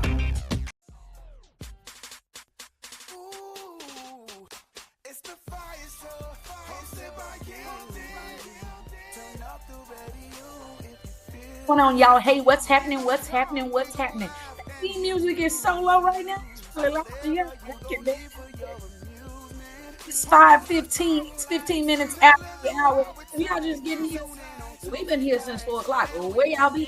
Y'all done already missed the good stuff. But nonetheless, we're super excited that you are here. And we're super excited to have you here today. We got an amazing guest here that is sharing all of this great information with us. And you do not want to miss it. You already missed the dedicated news, but don't worry about it. You can go back and watch the replay. So if you don't see the red light here, you're already watching the replay. But listen, y'all. Again, we don't want to take a lot of time bringing this back in because we were already in the midst of this story. We were sharing this testimony that we believe that God has allowed this man to have in order to be a beacon of light to people in a dying world, to share the goodness of who he is. So I'm not going to, I'm not going to hold up the preliminaries and all of that extra good stuff. Theme music probably still playing. I don't know. I can't hear it. But we're just going to go ahead and get on back into this thing and get this party started. So I want to shout out some of my guests here that are sitting in the back of the vestibule. Miss Sherry, Miss Trinidad. Y'all in the wrong place. Close that out. And if you look in the comments right there, there's a link there. Click that link and go watch us over there. Y'all trying to come into the pulpit. You got to come out to the congregation. So back out of where you are and go over on your social media page, whether it's on Facebook. We're on Instagram today. We're also on YouTube. You can watch us there live on Anointed Radio Network as well. You can check us out. Go over my page. It's Yielded, YIELDED. Go over there and check us out over there. Yeah, you didn't turn the camera on. And if you turn the camera on, Trinidad, we're going to put you on the screen. Don't turn it on. You better come on out of here because we about to put you on. You about to be live at 5. Get out of there. Go over to the Facebook page and watch us over there. But listen, y'all, I'm going to bring these amazing, crazy co-hosts back in here who was cutting up last week when I wasn't here and the week before when I wasn't here. But we have this guest that I didn't say right now. Why is he here? I didn't introduce him yet. They was cutting up last week.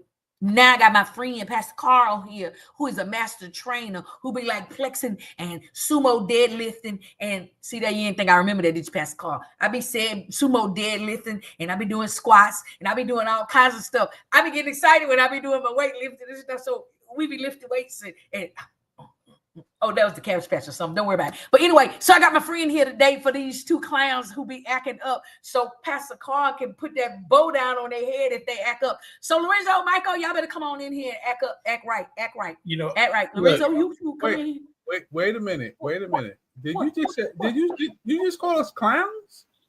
Whoa. No, I say whoa. I didn't hear that. Lorenzo, did you hear I right? said co-host. Did you call? You know what?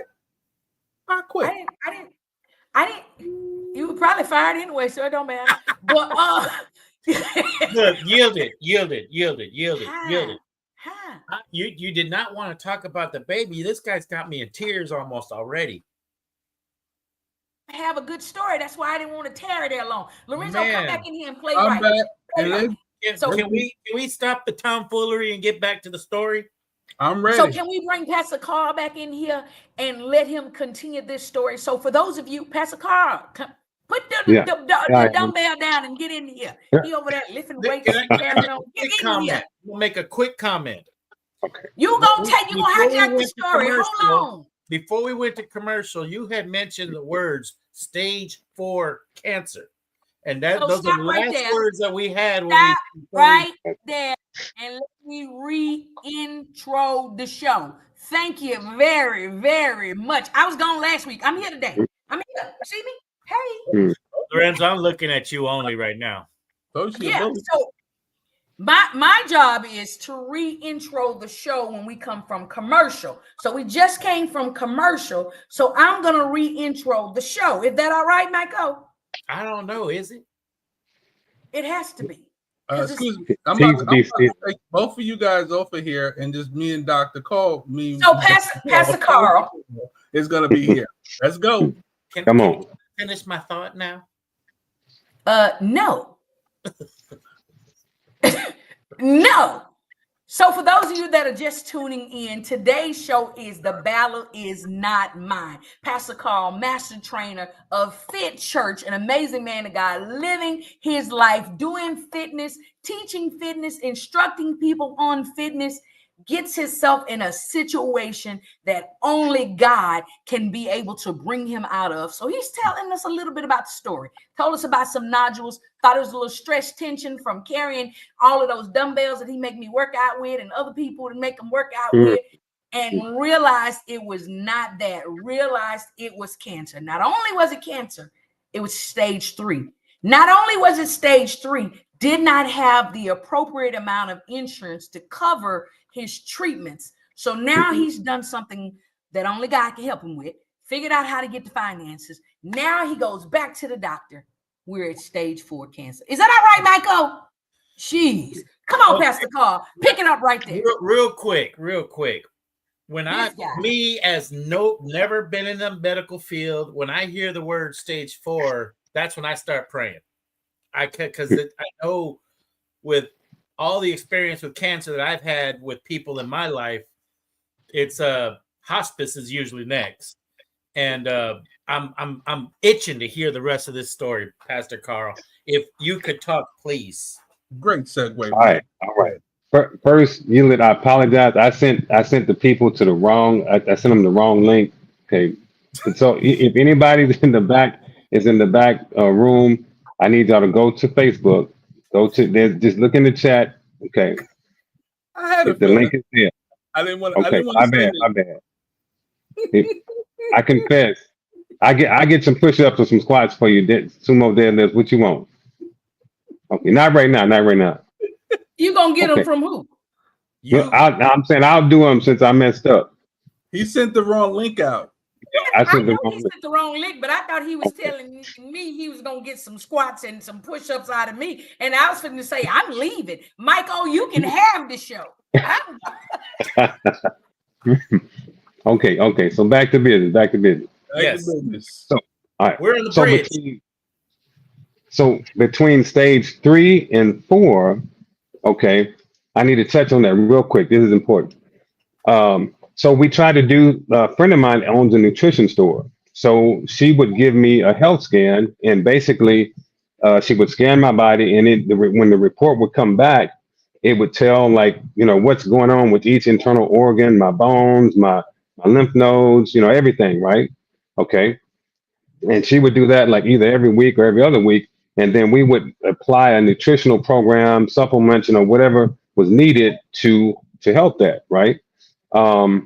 So it was a more of a holistic approach because I didn't have the insurance. So we were praying that would work.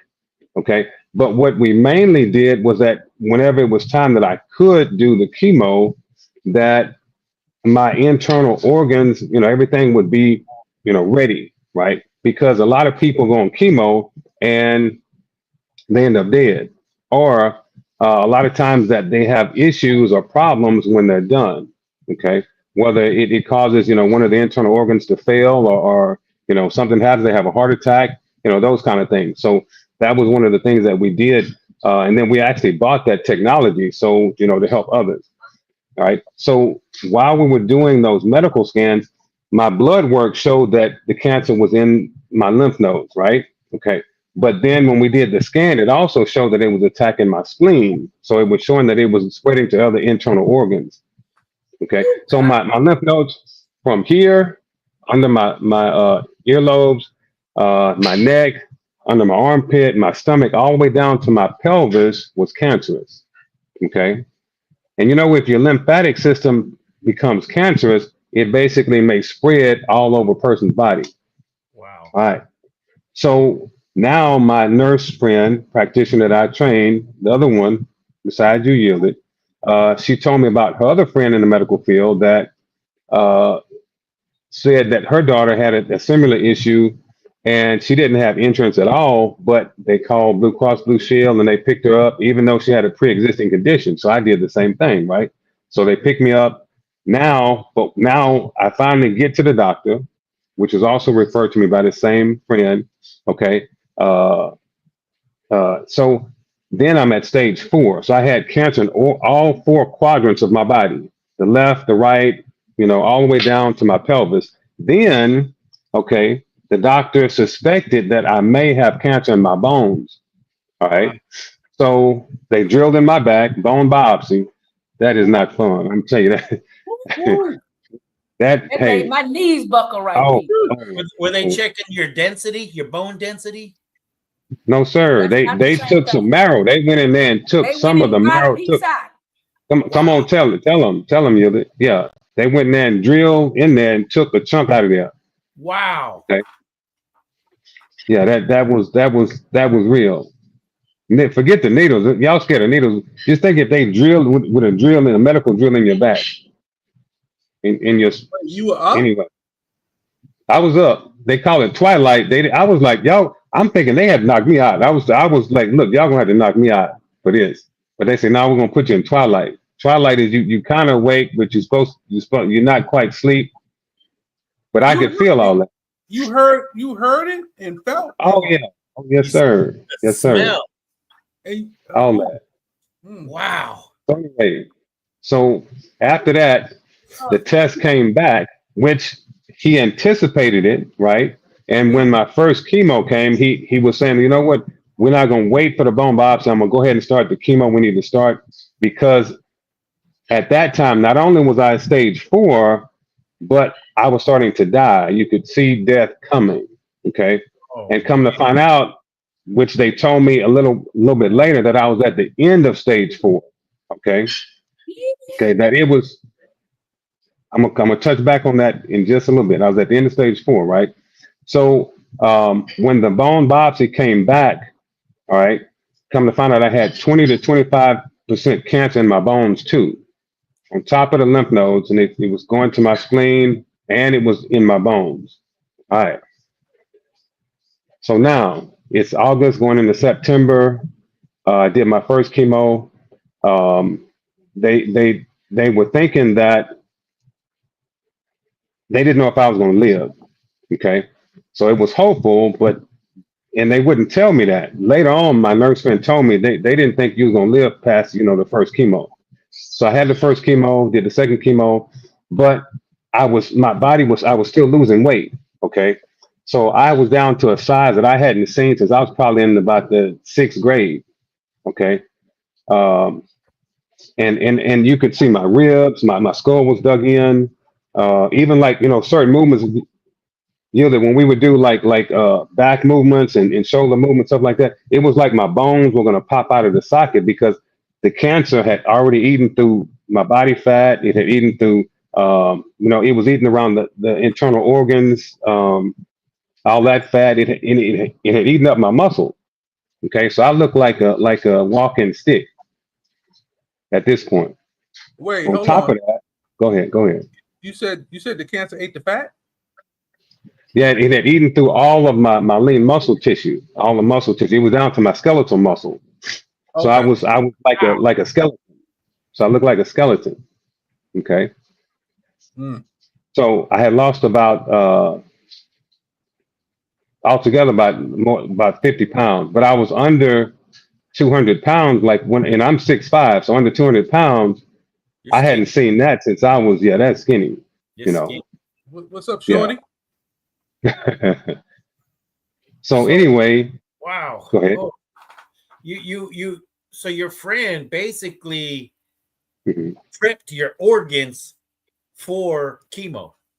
That's right. Prep my organs for chemo. That's right. Excellent friend. Yes. Yes. God bless us. He didn't charge me nothing for it. Unbelievable. Yeah. So, Go ahead. So we've helped a lot other people now with that medical scan. It's really incredible technology. But anyway, so now I'm stage 4. I'm at the end of stage 4. And now my body's starting to die. I'm losing weight. It's not stopping. Even though we're doing the chemo.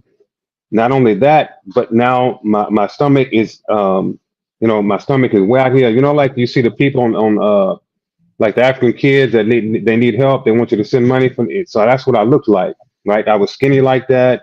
Okay. Now things are starting to swell up. My left leg would swell up every day. It wouldn't, that part, finally, it started to not go down. It would just stay swollen. My other legs start to swell up. Everything started to shut down. Okay. So now I got thoughts coming to my mind, Satan sending thoughts that I'm going to die. I could see myself in a funeral procession. I could see my family around me, all that's happening. That's every day.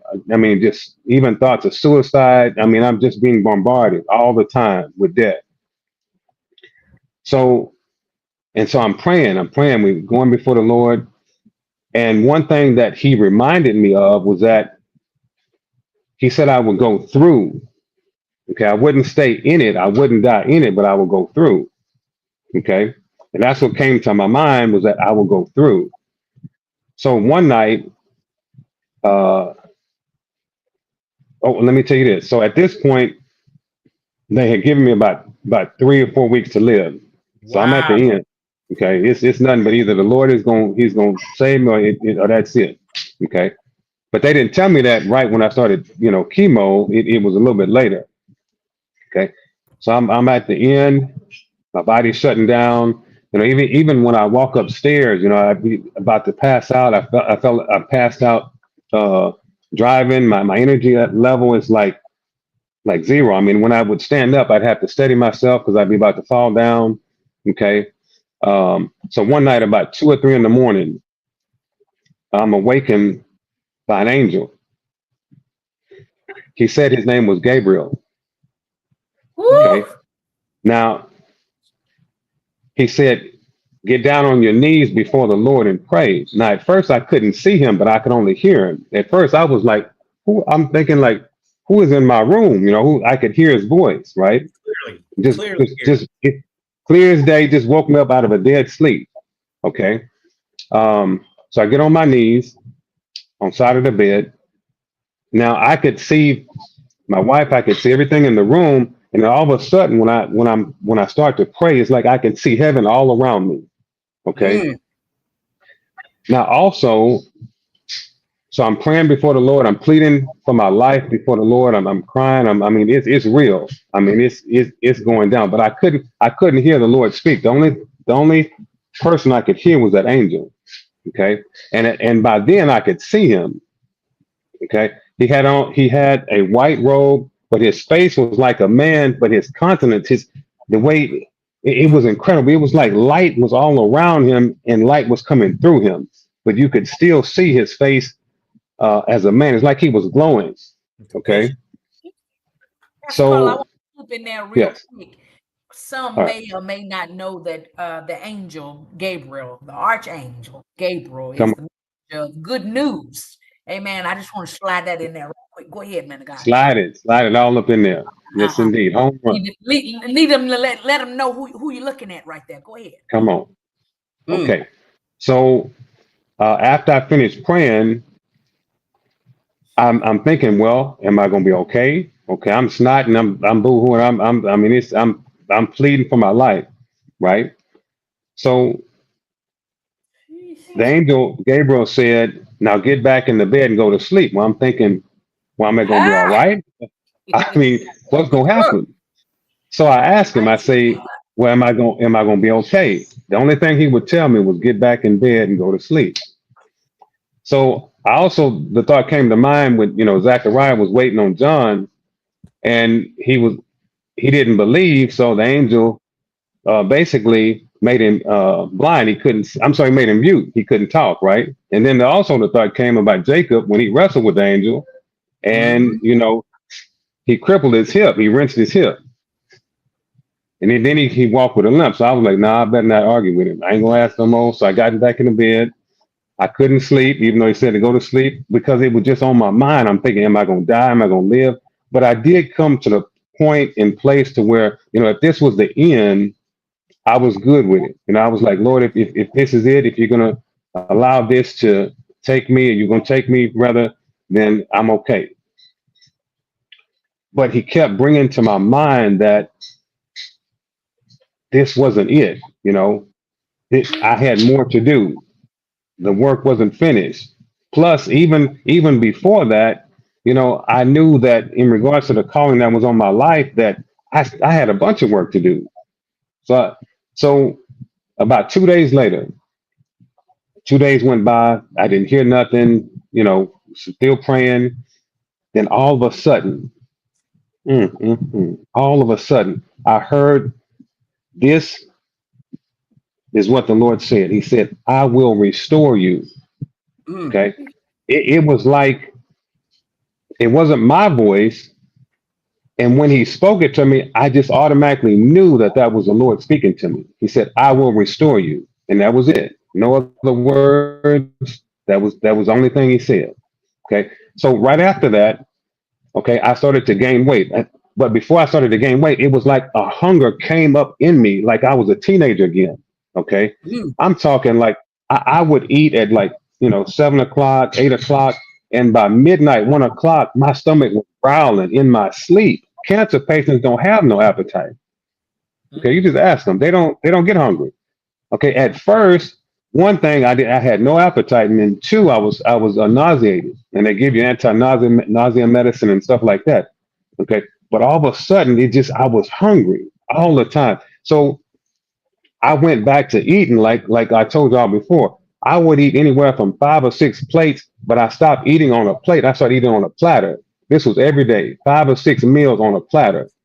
Okay, all day long I was just hungry all the time. Okay. So within probably about 4 or 5 months, I gained about 30 pounds back. Okay.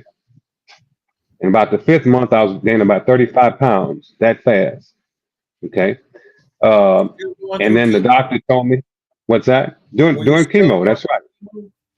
Yeah. I went 6 rounds of chemo once a month. Okay. Once a month.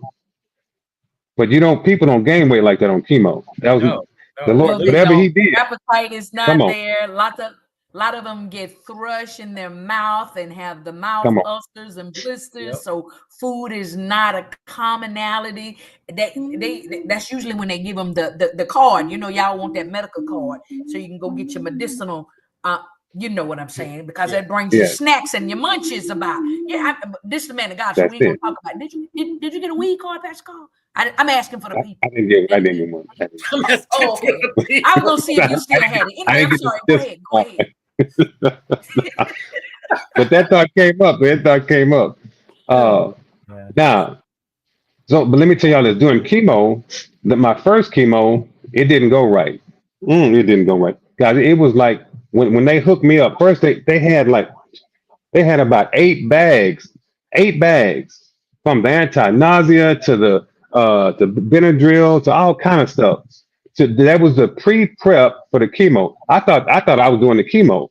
And then they brought 2 or 3 more bags out after they went through all of those bags and said, okay, now we're going to get into the chemo. I was like, good Lord. I was there about 6 hours, right? That was the first time in 6 hours. And then they finally got to the chemo bag. My body rejected it. It felt like I was having a heart attack. I couldn't breathe, so they had to stop it. And then call in the doctor. The nurses came in. They had to flush my line and then do their medical stuff. So I'm thinking like, okay, what am I gonna do? This ain't working, right? So that happened the first 2 or 3 times, right? Every chemo. So finally, I was praying about that, and the Lord showed me that they were when they hooked me up to the chemo, they was allowing it to come into my body too fast. So I told the nurse, I said, nurse, listen, this time when we do it, I need you to slow down the first intake. When y'all hook me up, slow it down, let it run slow, and then we'll speed it up later. So she did that, and I was able to take it. Yep. Okay. So it worked. So that's the way we proceeded, from there. Now I'm gonna fast forward back to when I gained the weight. Okay. So I gained about 35 pounds in about 5 months. Okay. Then I went to take my next what's that? PET scan. Okay, not a CAT scan, but PET scan. PET scan is where they scan for the cancer and all that stuff. So they scan for the cancer, my lymph nodes, everything. When that report came back, they couldn't find no cancer nowhere in my body. Hallelujah. After I had that encounter with the Lord, no cancer, nowhere. Gone. Hmm. You hear what I'm saying? No cancer. Zero. Now, Listen, Pastor come on. Carl, you, you came in here slugging with the goodness of God on today. We usually have 5,050 million questions, but there are no questions to be asked. I mean, seriously. What you gonna ask? All right, Five Nights. I know y'all here, y'all listening, y'all hearing this testimony, and we got some of your friends and family over here. But yeah, if y'all got questions, go ahead and get those questions out. Michael, he didn't went on mute. His screen froze. I know you got a question. We definitely want to bask in the presence of what God has done right here. Pastor Carl, I know, and I'm gonna say this, and I'm gonna let Michael come on in because I know he's ready. For those of you that know my personality, my personality is always upbeat, and when things like this happen, I feel like I'm inappropriate, so I don't know what to say, so I don't ever really say anything. And I was seeing a couple of posts on social media, and Sarada, shout out to Sarada, she was sending me messages and kind of keeping me in the loop of what was going on. And I finally got my words together. I typed about 50 messages and deleted them. I typed 50 more and deleted them. And so I finally sent my message over, and I told Pastor Carl, I say, listen, I know I've been quiet, but I've been quiet from you, but I've definitely been talking to God, and just want to let you know that I'm praying for you, know that God is a healer, and all of these good things that I knew I was supposed to say. But I have to know, and I'm gonna let everybody else get their questions in. I have to know, because I know your family is faith-based, y'all. Everybody, the most politest people, your wife, I think she probably said 2 words out of all the time that I fell off and came back and fell off. She probably say hello, good morning, and I'm going to work, bye, see you later. But what was that like for your family to walk through this with you in this place where even you were kind of maybe starting to doubt God a little bit? What was that like for your family? First of all, just God bless my wife and my kids. They were so supportive. They would encourage me. They would try to help out here and there. Just it was such a good experience in that way, because I also saw their growth.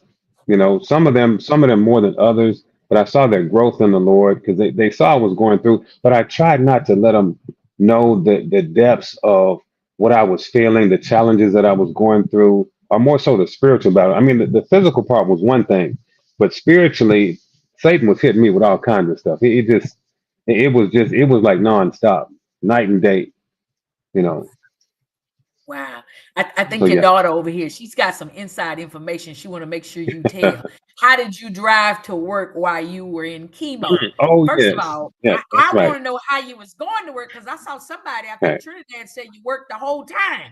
Lord I sure did. I worked the whole time. Look, first of all, my daughter Annabella, she would drive me to work. So on spring break and when she had time off, she would drive me. That was my driver. And during the summer, she would drive me. That's right. She was my little helper. Okay. So I mean, she really blessed me. She put in work. You know, she was my chauffeur, you could say. Now, All right, come on, Annabella. You better be a chauffeur. Come on. now she's a wrestler. Now she's tough. Okay, She what? she's a wrestler. She for Tascasita. She just graduated, but she made wrestler of the year. She beat guys in. All right, she gotta go to the WWE. Come on. Wrestling.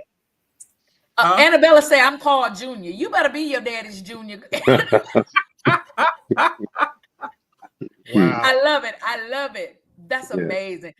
Wow. This story is y'all know I'm not usually quiet, but I want to make sure come on, Michael, get your question in. I got a couple. I got a couple, and I got a couple comments at the same time. My first question is, what was the total amount of time that all of this took place from the time that you found out that you had it to the time that you were saved? So end of May last year, last year I was diagnosed. So right around this time, and then around Christmas, right before Christmas, it was done. I had got my last report from the doctor. They said, "So you in full remission according to the medical terms." It was done deal. That was my Christmas present from the Lord. Oh, hold on, wait. Wow. Yes, sir. Best in the year. Hold on, wait. Y'all quiet, y'all. Mighty God. What? It was You done. saying? Let's look at this right. You saying last year around June last year, 2024. Yeah. And then by Christmas, stage 3 then. Stage 3, and then you hit stage 4. Yeah. And then by Christmas, it was in remission. Done. My yes, God sir. is good. Paul, I Nothing just looked but at my text message. I text messaged you on December 26th. Come on. Wow. Won't he do it? Won't he do it? He will do it. He will do it. Listen, I'm living do proof. it. He did. All glory to him. All credit to him.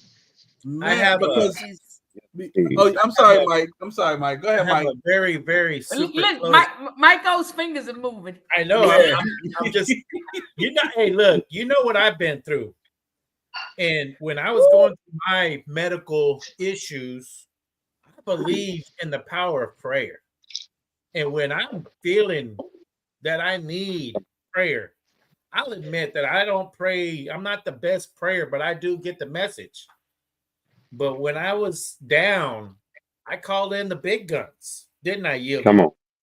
I called in the big guns, and I needed all the support, all the prayer I could get. And, from the back of the ambulance. And I called my dearest friend, Yielded, and what did I ask you for? Pray for me. Pray for me. Pray for me. And she was running in the back of the ambulance. And no. See, y'all gonna make me misty-eyed. Okay. Now I'm gonna tell you, look, I got a very dear friend that always tells me, oh, you need to watch what you say. It's the power of the tongue. You got to watch what you say. Watch what you say. So I do take that into consideration. I take that to heart, and I do understand the power of prayer. And that's why I make those kind of phone calls, because I know who's in tune. I know who's saved. I know whose message is going to get through clearly. And not to mention, she gives some of the best prayers ever. But your testimony has just got me so hard right now that thank God. God is good. I mean, there is no other words to say. And I know why Yielded's quiet right now, because there's nothing you can say about this. Nothing. And thank God for your testimony. Thank God for your friend for prepping your body. Yes. And that was just an amazing story. I'm like, woo, right now. Okay. You'll always be in my prayers for forever now. Thank you so much. Thank you. I'm gonna chime in because they're both. I'm gonna have to probably remove them real quick because they about to make all of our fire people just crying. Anyway, Casey, because it happened so fast. Casey thought it was a few years ago. That's why I asked. I said, "Wait, did he say it was?" And look, Felicia said miracles happen. Yes, they do. Who is Trinidad? Was it Trinidad she's one of the my senior citizens that I trained for Harris County. That was Harris County. She is going in. She said, "Done in Jesus' triumphant healing name." Yes, you know, go ahead. I do have a friend, a really close friend that just got diagnosed with cancer, and he's in, like you said you were in good shape. You know, how could this happen to me? This man here is in really good shape for his age, super good shape. And he called me about 2 months ago and said, Mike, I got cancer. I'm like, wow, how? Come on. He's actually he's going through the chemo right now. And some of the things that you said, I am going to get on the phone after the show today and talk to him. Some of the symptoms that you said you had, like the weight loss, he's experiencing that right now, and he doesn't understand. He said, Mike, I work out all the time. I don't understand why I'm losing so much weight. My muscles are just falling, they're just deteriorating. And that's right. And it's hard That's called muscle wasting disease. Yeah. And it's called muscle wasting disease.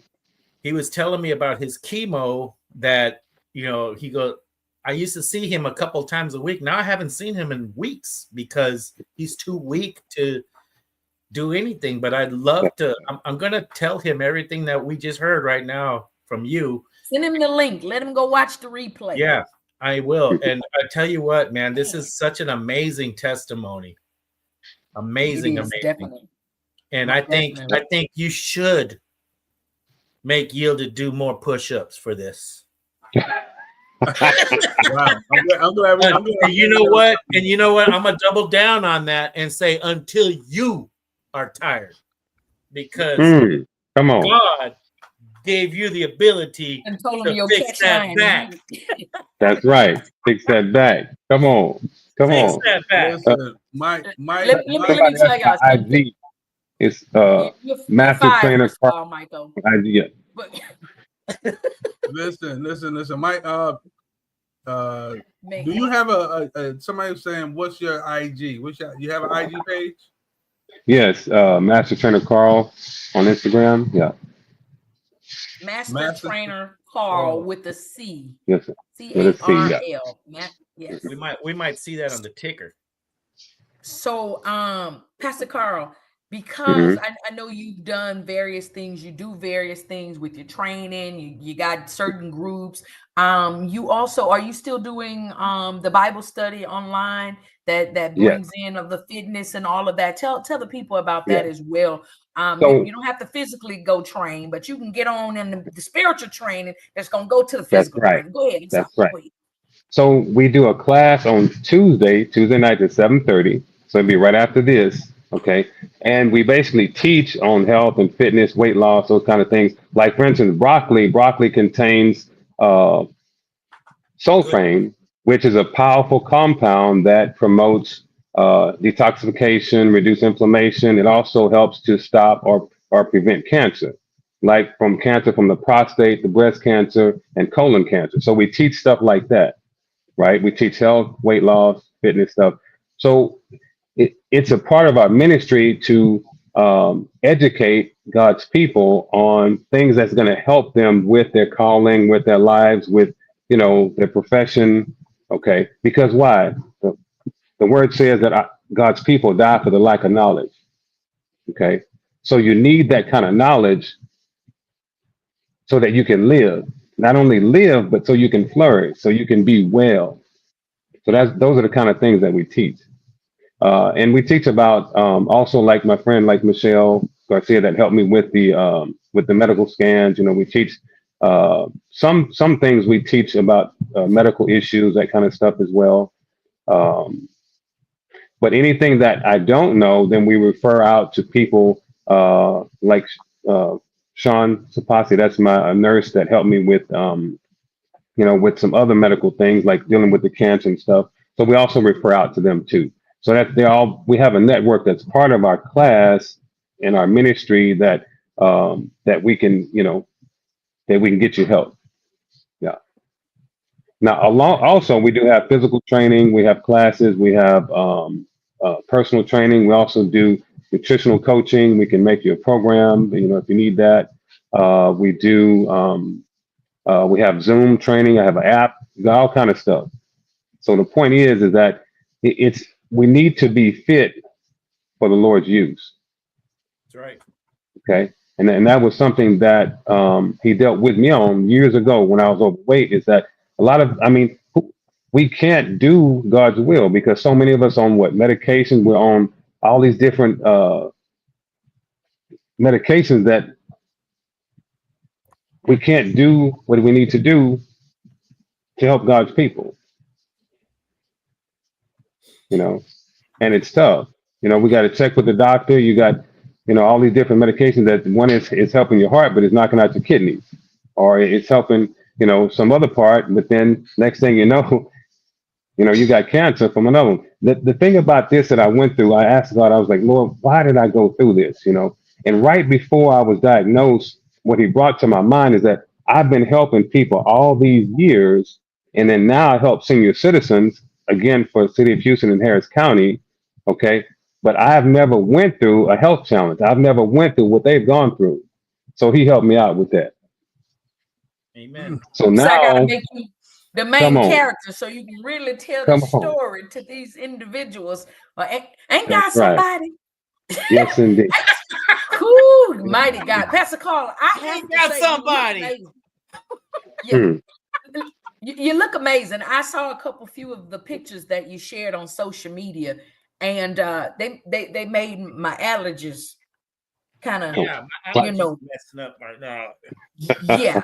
So, but you look amazing in all of this in a matter of 6-7 months. That's right. And the word that you use the medical terminology, but I like to look at it with my spiritual eye. When they say your cancer is all gone, they say you're in remission. And I like to take that word in spirituality and look at it remission. So you got to get back on the mission that God had already given you prior to all of this. And now you got a little more testimony in your test and your trial, and you're able to really, really tell the people. Listen, Fire Nights, I know y'all got some questions, some comments. I see Felicia and Cindy over here saying this is what they needed to hear today. Your testimony may not be cancer, but I think he's applied enough oil to every situation on today to let you know that God is able to do exceedingly and abundantly above all we could ever ask or think. And so Pastor Carl, first of all, thank you. So we ain't kicking you off, but I won't get this out before I start crying. I thank you for being transparent. I thank you for sharing. And I have to say, based on the Pastor Carl, Coach Carl that I knew before today, you're a new creature. Listen, come on. I ain't heard you talk this much since I knew you. All I knew you knew how to do was count and tell me to do 15 more and tell me. In all seriousness, you have not talked this much since I met you. So I know that this was all part of your purpose. And it was all part of God's plan. It was an unfortunate situation for you, but it was fortunate for the kingdom. And so we're grateful to God for all that he allowed you to endure, to be remissioned, to get back out here, to get back in the game. And well, from what they said in the comments, you ain't never lead a game. You were still doing what God told you to do amidst all of this. But I think it's recharged, it's repurposed. And I'm grateful to know you. And you say you got an app, because I was getting ready to tell you, well, I'm out of town 3 months out of the week, but you got an app, so it can go on my cellular device, and I can get on the app and work out. Is that what you said? I thought the connection was bad, and I misheard you. No. Yeah, I got the app. Don't worry about it. We're gonna talk. This app. Yeah, tell the people about the app, because my back ain't the only one big. Tell everybody about it. So my back's small. Okay. So I was thinking that are about not as though they were. It's Come opposite day. Call it. Speaking about You better faith, that's prophesy right. over your big back. So, I was thinking about people. What's I the was app thinking name? about, it's called Trainerize, right? So basically, I send you the link, you get on the app, you Can set you up your spell it? profile. Trainerize is a good TrainErize. Yeah,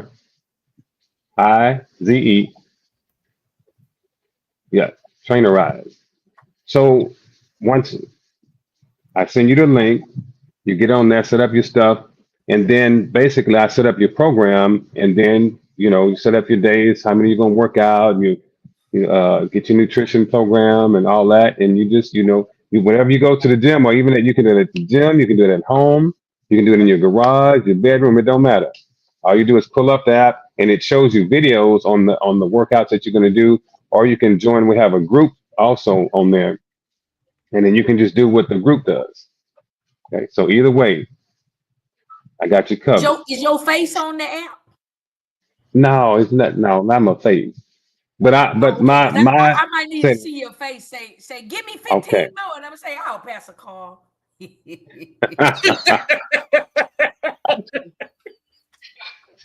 I don't think it is. But I need to check. Yeah, I need to check. Oh Lord, don't go add nothing for me. Don't worry. I might have to add that for you, just for you, just for you. Just for her. You need to dress up That's like right. a drill sergeant and then take a picture like that. 15 more. That's a good idea. But he's so sweet with it. It's like, how could you say no or not do it? Because he's so polite. But I be saying my old words when in my mind when you be telling me what to do. My old words, Some things you need to cash down. You need to, you just need to let them go. All right, my five nice. Go to Old words. Trainerize to unbig your back. Trainerize. Listen, we need a commercial on here too. Pascal, make us a commercial and send it to us. We're gonna put you on here. But I really believe in all things, even prior to this health challenge. I believe in all things Fit Church, all things Pastor Carl is doing. One of the most humblest men that I've ever met. Especially in this training industry, they be hollering at you and squeezing your arms and pushing the dumbbells and the weights down on you and all kinds of stuff. But Come Pastor on. Carl does not do any of that. I mean, I be like, Pastor Carl, you're not gonna spot me. That really mean help me pick this up. But Can you get this for me? I mean, spot me. Come on. Lift this up.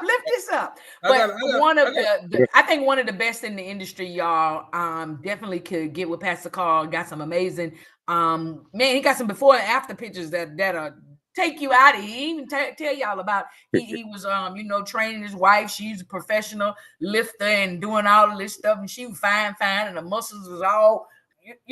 She had muscles under That's her right. jawbone, under her arms. She had a muscle everywhere a muscle could be. She was just, all this stuff. But man, amazing work done in the Fit Church. And I think that we can all benefit from some of this, even if you ain't trying to be a bodybuilder. What Lorenzo, what I say now?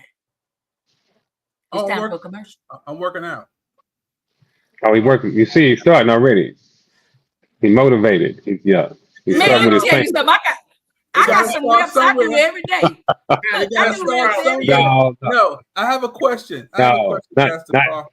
This don't count. Go ahead, Lorenzo. Pastor Carl. Now, I'm glad that you're pastor and you're into the fitness. Can I ask a question? Why most of these pastors got these round bellies? I'm just saying, can you make a program where it goes to these pastors that's in these bishops and it can like trim them down from the belly? Because the belly is I got one already. I got one.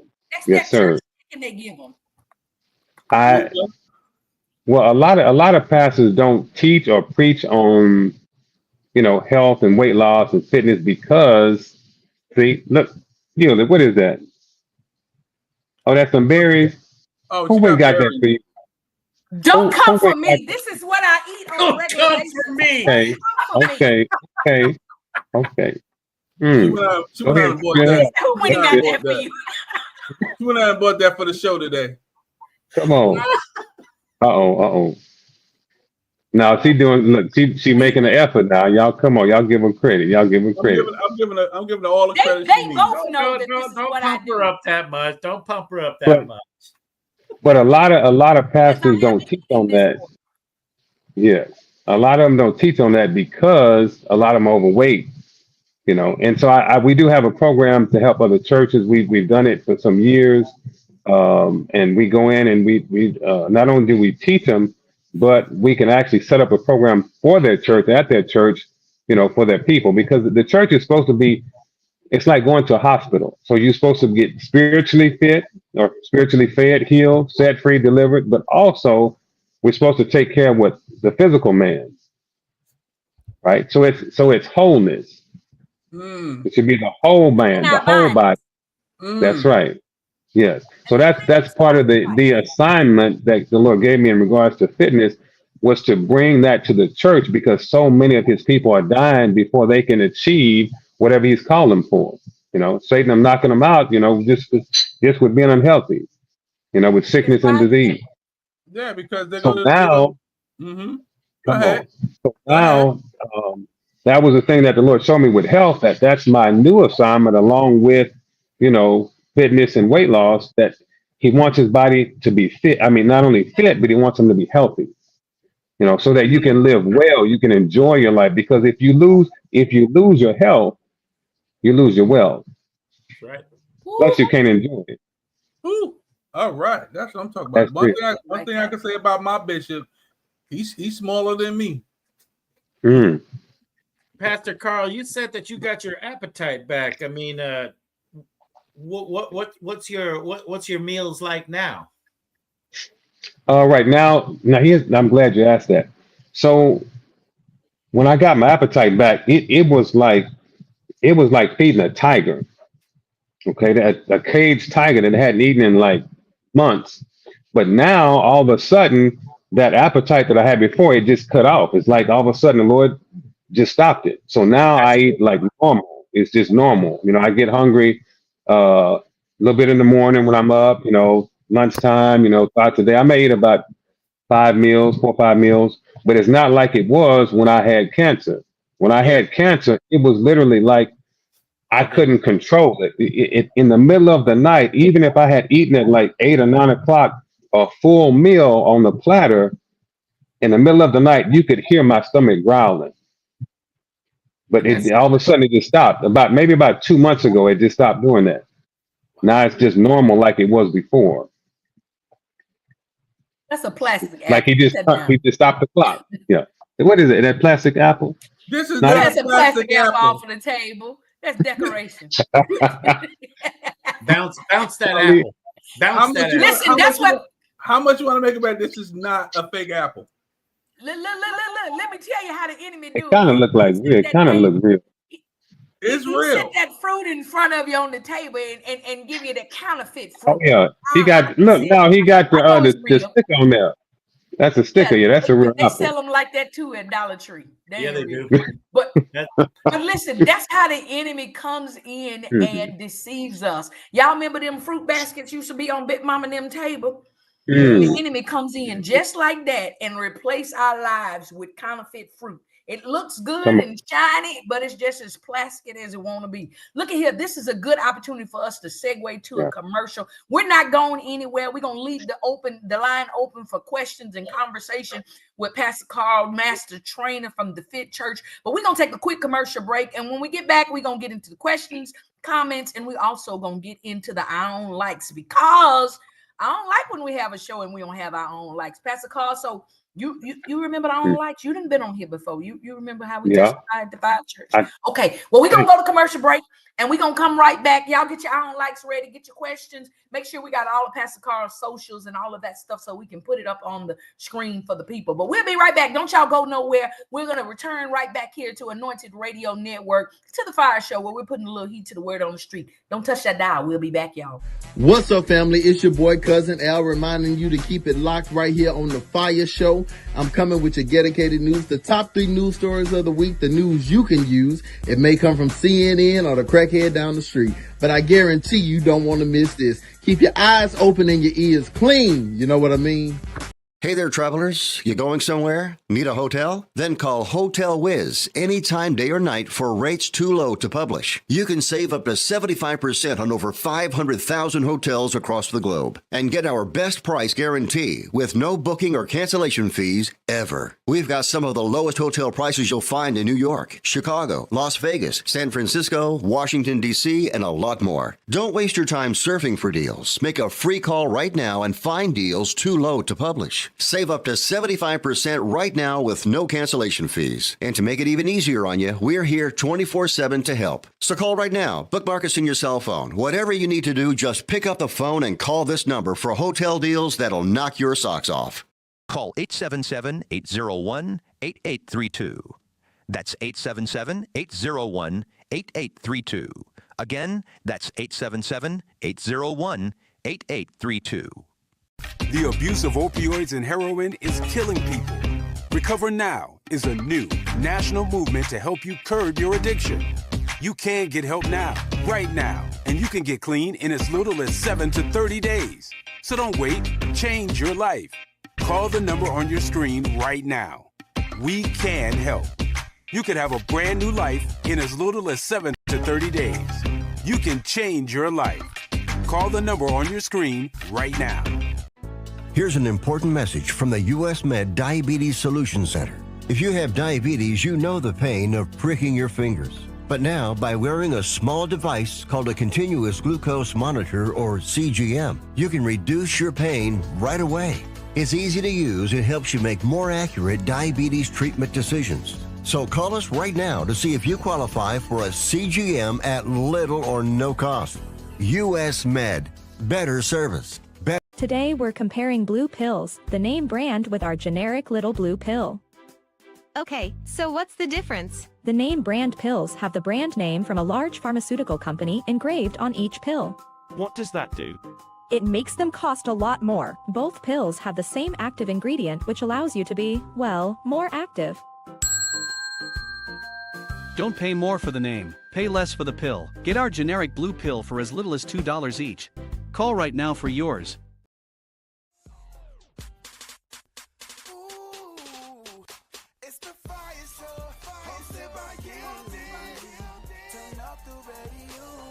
What's going on? Where y'all been? What y'all doing? Listen, we have had an amazing discussion here with Master Trainer Pastor Carl, man, sharing all of this good information. So if you missed it, you have to catch the replay. But look, you're just in time for the Iron Likes. We're gonna wrap it up with Pastor Carl, get all of his good information so y'all can find out where he is, get in the fit church, get your back something big, do whatever you need to do, get on a healthy track. But don't worry about it. Got my co-host somewhere in the building. I don't know if they coming back. I don't know if they running laps or where they went. I don't know. Lorenzo, are you here?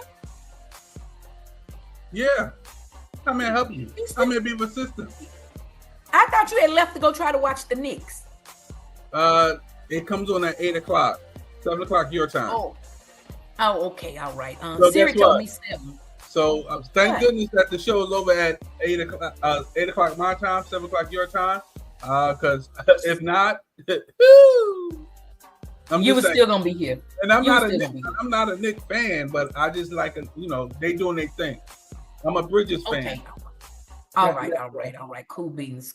That's what's up. So we're gonna bring Pastor Carl back in here. Coach Carl, Pastor Carl, all those great, amazing titles and Survivor, remissioned Carl. We're gonna bring him on back in here. He's remissioned for the battle. I'm a soldier. In the young blood, I'm a soldier. Oh, yeah. Thank you. All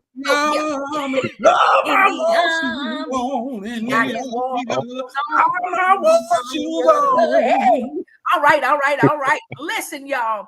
Man, Pastor Carl has shared an amazing testimony with us today. Stage 4 cancer, chemo, radiation, God, Angel Gabriel, all of these things. Man, if you missed the story, you got to go back and watch the replay. You got to hear it. driving down the street, passed out. Man, you got to go back and hear all of this because I'm just going to hit the highlights to make you want to go back and catch it and watch it. But y'all, it is time for our own likes. Pastor Carl, you've already testified, but we do a silly testimony period here on the Fire Show where we get to just kind of air out some of our dirty laundry, air out some of our pet peeves, some of the things we just, that get on our nerve, that irritate us, tap our hide and all of this. Now, Pastor Carl, you've been bald since I met you, so yeah, you've never probably fallen into one of these categories. But you got a nice little beard there, so I don't know. You might have, but I don't really like this trending thing that some of these men folk are doing. It's one or two things. They either go to the barbershop and they barber think they're a teacher and use chalk, or their barber thinks that they are Picasso and they paint. So I don't like either one of them. I don't like the chalk line beards. I don't like the Picasso painted on beards, edges, lining. I don't like none of that. And I think we should stop doing that. Yeah. Who's somebody? What they said over there? What Cindy say? Oh my goodness. Now Cindy, I don't do no singing, but yeah, Aunt Martha. She talking about my Aunt Martha, my grandmother. That's my grandmother. Yeah, that's what I figured as much. I figured as much. Don't go too much there, Cindy. Come away from there. Because me and Michael are already welled up. Yeah, we already welled up. We don't want Lorenzo's sniffing and Michael, get in here before Lorenzo start crying. I don't like either too. After when you're ready. We got Pastor Carl. We got rules up in here. Oh, okay. I'm sorry. What did you just say? He said he don't like something. We don't know what that is. I got I don't like too. I don't like that. Oh, there you go. He know how it goes. So come on, Pastor Carl. Start us off with the I don't likes. What you got? So I don't like when people start a workout program. They I already knew where he was going. I mean, some people name yielded, and then they supposed to be working out, and they supposed to be making their back small, and and other things like that, and then they quit, and then you ain't see them for a while. Then you go through a health challenge, and Lord restore you, revive you, all that stuff, and then they come back talking about working out, and then they they don't do it. Because I didn't went through it. You know what I'm saying? Because I mean, my first 6 months, it took me 6 months to lose the first 50, and then 12 weeks to lose the next 50. Okay. So I'm waiting on you so we can get your testimony. Oh, I don't like when people come for me when they know what I've been doing. Because Pastor Carl, I've been doing my thizzle. I might not have been at the fit church, but I've been doing my thizzle. Okay. I've been.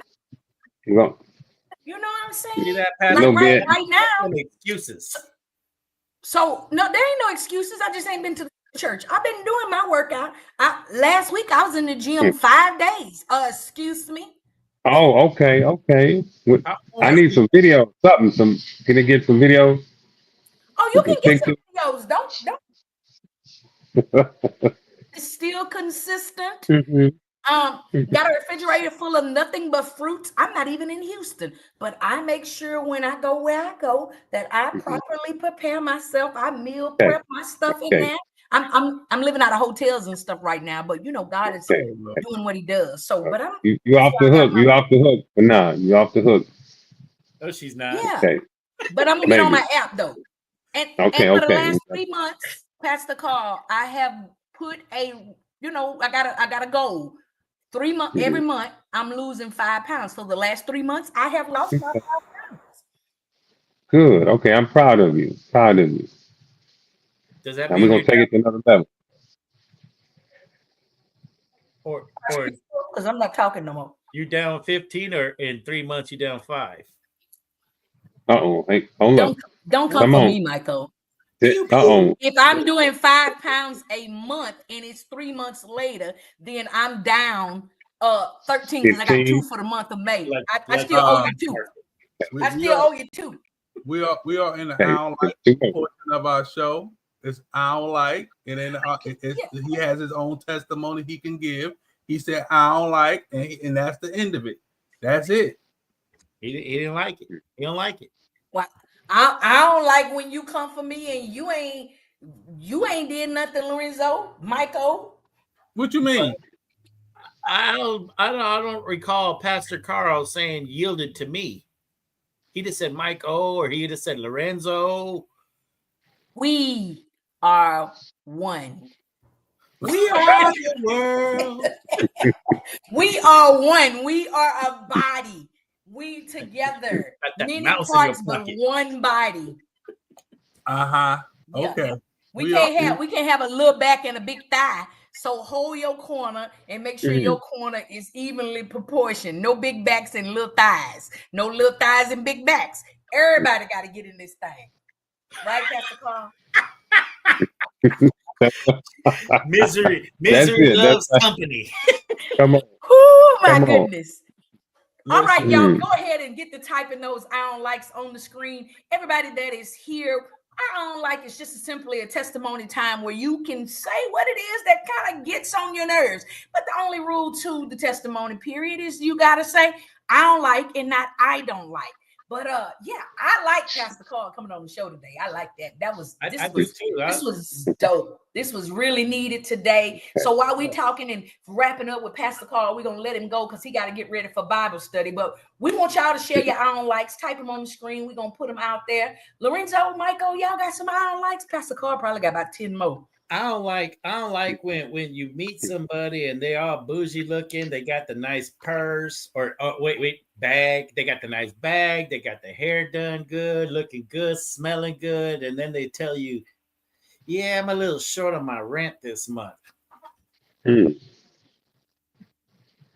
Why you got that $4,000 bag with $5 in it? That's a problem. I don't like it. I can help you real quick. I'll sell that bag for you. I don't like it. I don't like that either, Pastor. That's false advertising, Michael. Yeah. That's your priorities is out of order. Big time. You said that's false advertising. I don't like that basketball's still going. I do, and I like that the Knicks are still in because that means that Antoine Hilton's New York City. I know Lorenzo mad right now. Was that an amazing shot at the end where that ball bounced up and went right back in that hoop? That first of all, that was the first game. We on the fourth game right now. We don't look back. We always look ahead. But you gotta admit, you know what happened in the Bible when the woman looked back. Exactly. You keep going ahead and look back. Go ahead and look back. I'm gonna call you Mr. Look Back going forward. What's the score? I don't like when people that be on this show that try to come other people that's on the same show. I don't like it. Y'all need to stop bickering then. Ooh. I don't like that we got 2 Dallas Cowboy fans and 1 Texas fan, and he about to be out of here. Because I don't like the hat that he wears. Who you roll with, Carl? Texas. Cindy. Come on. Woo! Cindy. You know it. Go to Cindy's comment. Cindy has an I don't like. Cindy says, I don't like the fact that I've gained 22 pounds in the last year and half of the people say, but it looked good on you. Cindy, everybody ain't your friend. Everybody ain't your partner. And I'm going to tell you that. When I say I got you, Pastor Clark got you. If you want to get that too. That's right. over there, Pastor Clark got you. That's right. So, you know, Cindy, you know what they told me when I started losing weight? Oh, you don't look good. You look sick. Oh, I was sick when I was bigger. Come on. I was sick when I was bigger and on my way to some more sicknesses and illnesses and all such foolery as that. That belly fat is indicative of heart disease. You understand what I'm saying? So yeah, I'm not listening to them. Cindy, don't listen to them. Go get that 22 off if you want it off. There you go. That's right, Make Cindy. it around Come on. 25. That's right. I don't like that visceral fat you was talking about this around people's internal organs. Okay, like if you have an uncle with a big belly and it's hard and you think, well, he's not that fat. Okay, but that's visceral fat. That's all around them internal organs. Okay, that's that dangerous fat. That's the artery clogging fat. heart disease, stroke, all that. I'm gonna keep my mouth shut. And a hush fell on the crowd, and Lorenzo Come on. disappeared like a Come on. vapor. Yep. You see what she did? That's Listen, like spray. I think you stepped on his stomach. I mean, Uh-oh, uh-oh. Uh-oh. He Come sprayed on. that. Wait, you said what? That's what fat? What kind of fat is that? Visceral? Visceral fat. That's that deep brown fat around, your internal organs. brown fat. Brown fat. Yeah. Are you trying to say That's that's you trying to say there's poo-poo in my stomach? Mm. Mm-mm. There's probably in Mm-mm. there too, but that ain't what he talking about. Where that visceral fat come from, Pastor Carl? On that Well, tummy? let's see. What that? Let's see. What causes Butter, mayonnaise, steak, like brisket, fried chicken, Beef. pizza. Come on. Yeah. All of that. That's Not New when you York get to a nice steak with the fat around the edge. Ooh, That's right. All that, what they call the caramelized fat. Yeah. All that. See, with brisket, look. like that. The Come views on. and comments by Pastor Call is not the views and comments of the Fire Show.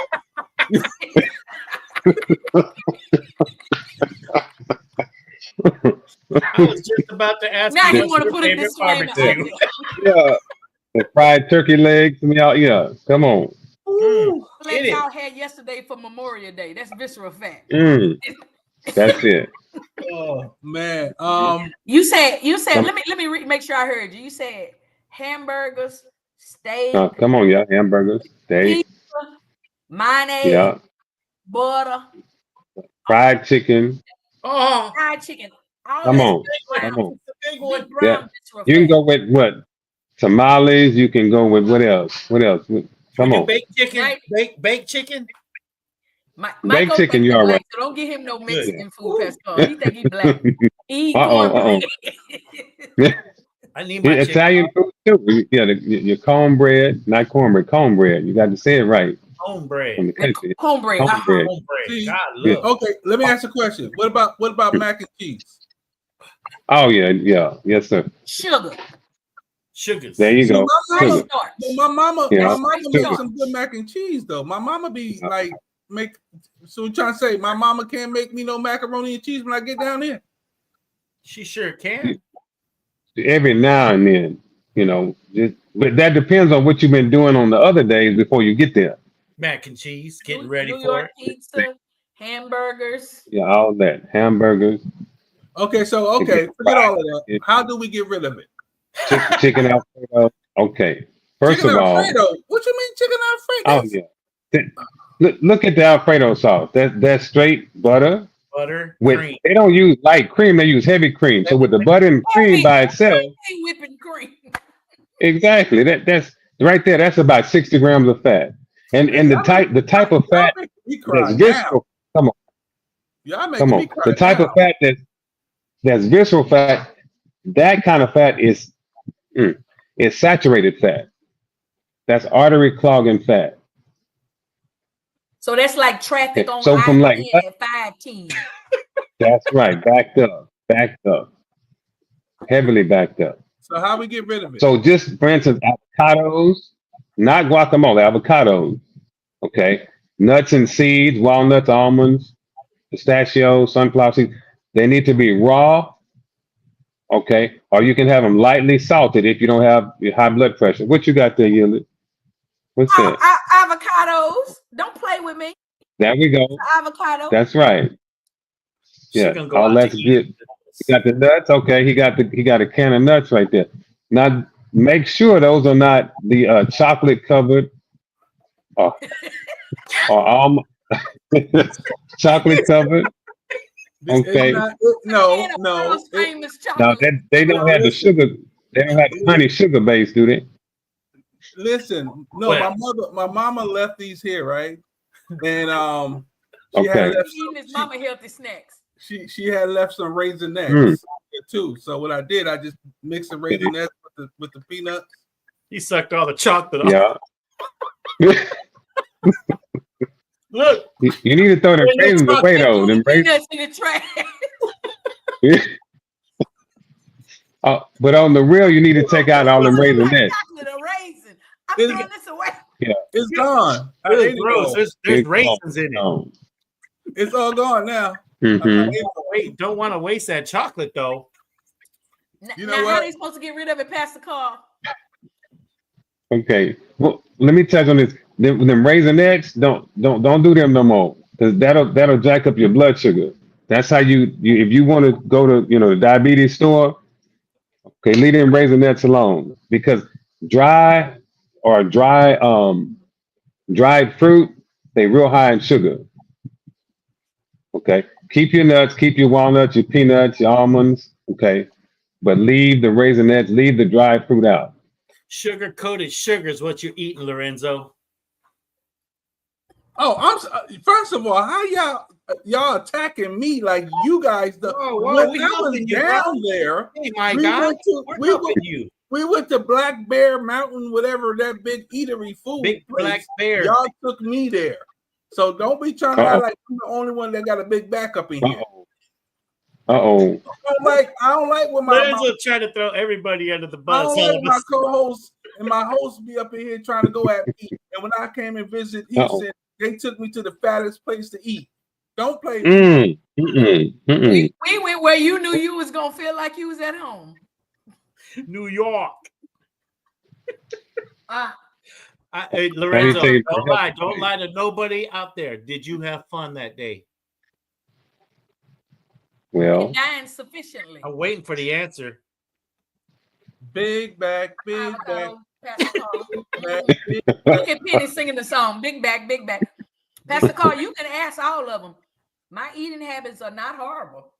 Mike O says I have an eating disorder. She has an eating disorder. What's that? She doesn't enjoy the meat. She eat a lot of shrimp and seafood stuff. I don't eat no red meat. I don't eat no pork. Come on. I never said I don't like yours. It's just really expensive. But guess what? When she was in New York, she ate some pizza. Because who drove me to the pizzeria? Don't tell it. I'm telling it all. Since they want to go drove me to the pizzeria. Tell it.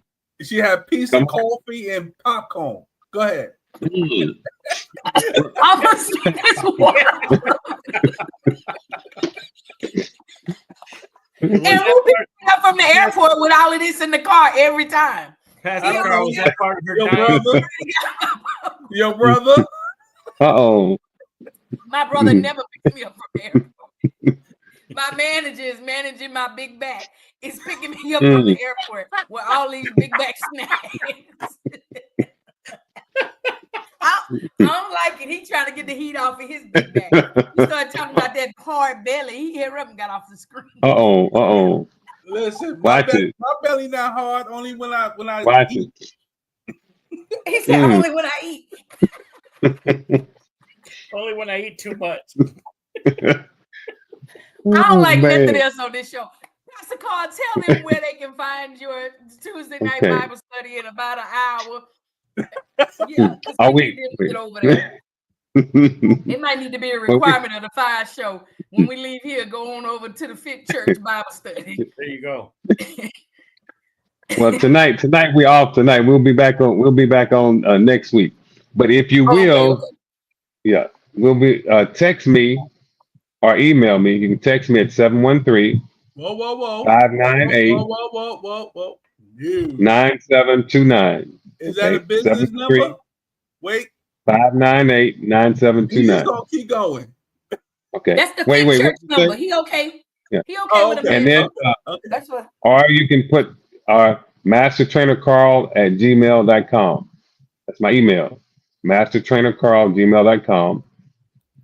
Most of y'all know my Facebook, Carl the Trainer, Facebook, IG, Master Trainer Carl C on Instagram. What's the phone number again? Okay. 713-598-9729. And he gonna put you in the text group and all that good stuff. Right. 598-9729. Look at Michael. You so messy. He like a good drama. we're gonna do a bet. When's she gonna go for number 20? Come on. I Every can't. 2 weeks. Anyway, I don't like anybody. Look, we need some more. I don't like. I don't like Mike O. I don't like. Period. That's all. That's it. What you drinking in that cup, Pastor? That's some tea. Green, black, I got tea. blue, what? Mhm. I got the green tea. Yes, sir. Speaking of green tea, that's another one. Green tea helps take away fat from your waist, stomach, hips, thighs, all that. Yeah. It's got an ingredient in it. It's ECGG. Green tea. Yes. Get you some green tea. Now. You just said. Look what Yes, year indeed. they say. Year to be Now- drinking that. But oh yeah, matcha is a little bit stronger. Matcha green tea is like an espresso coffee. It's stronger, but if you take the matcha green tea, it'll burn fat even faster. But are they paying you for this? Mm-mm. No, I'm talking. She know who I'm talking to. Matcha is it's not a it's no, that's just tea. Not a brand. I didn't say go get it from. I just want to make sure. sure. Yeah, it's a type of green tea. Yeah, it's not a brand type. Yeah. Okay, I just want to make sure. Okay. I ain't see no check come my way. Anyway, like I said, I don't like. I don't like when this manager be managing during the show. That's what I don't like. Goodness gracious. Goodness gracious. Listen, speaking of management during the show, Lorenzo, let people know what's open for nominations and submissions. Oh, we definitely gonna go there. Guess what, guys? Guess what? First of all, finish up strong. Voting for Yielded for the GSMAs this week. What's Friday? Yeah, the 31st is the last day. 31st is the last day. That's Saturday. 31st is the last day, guys.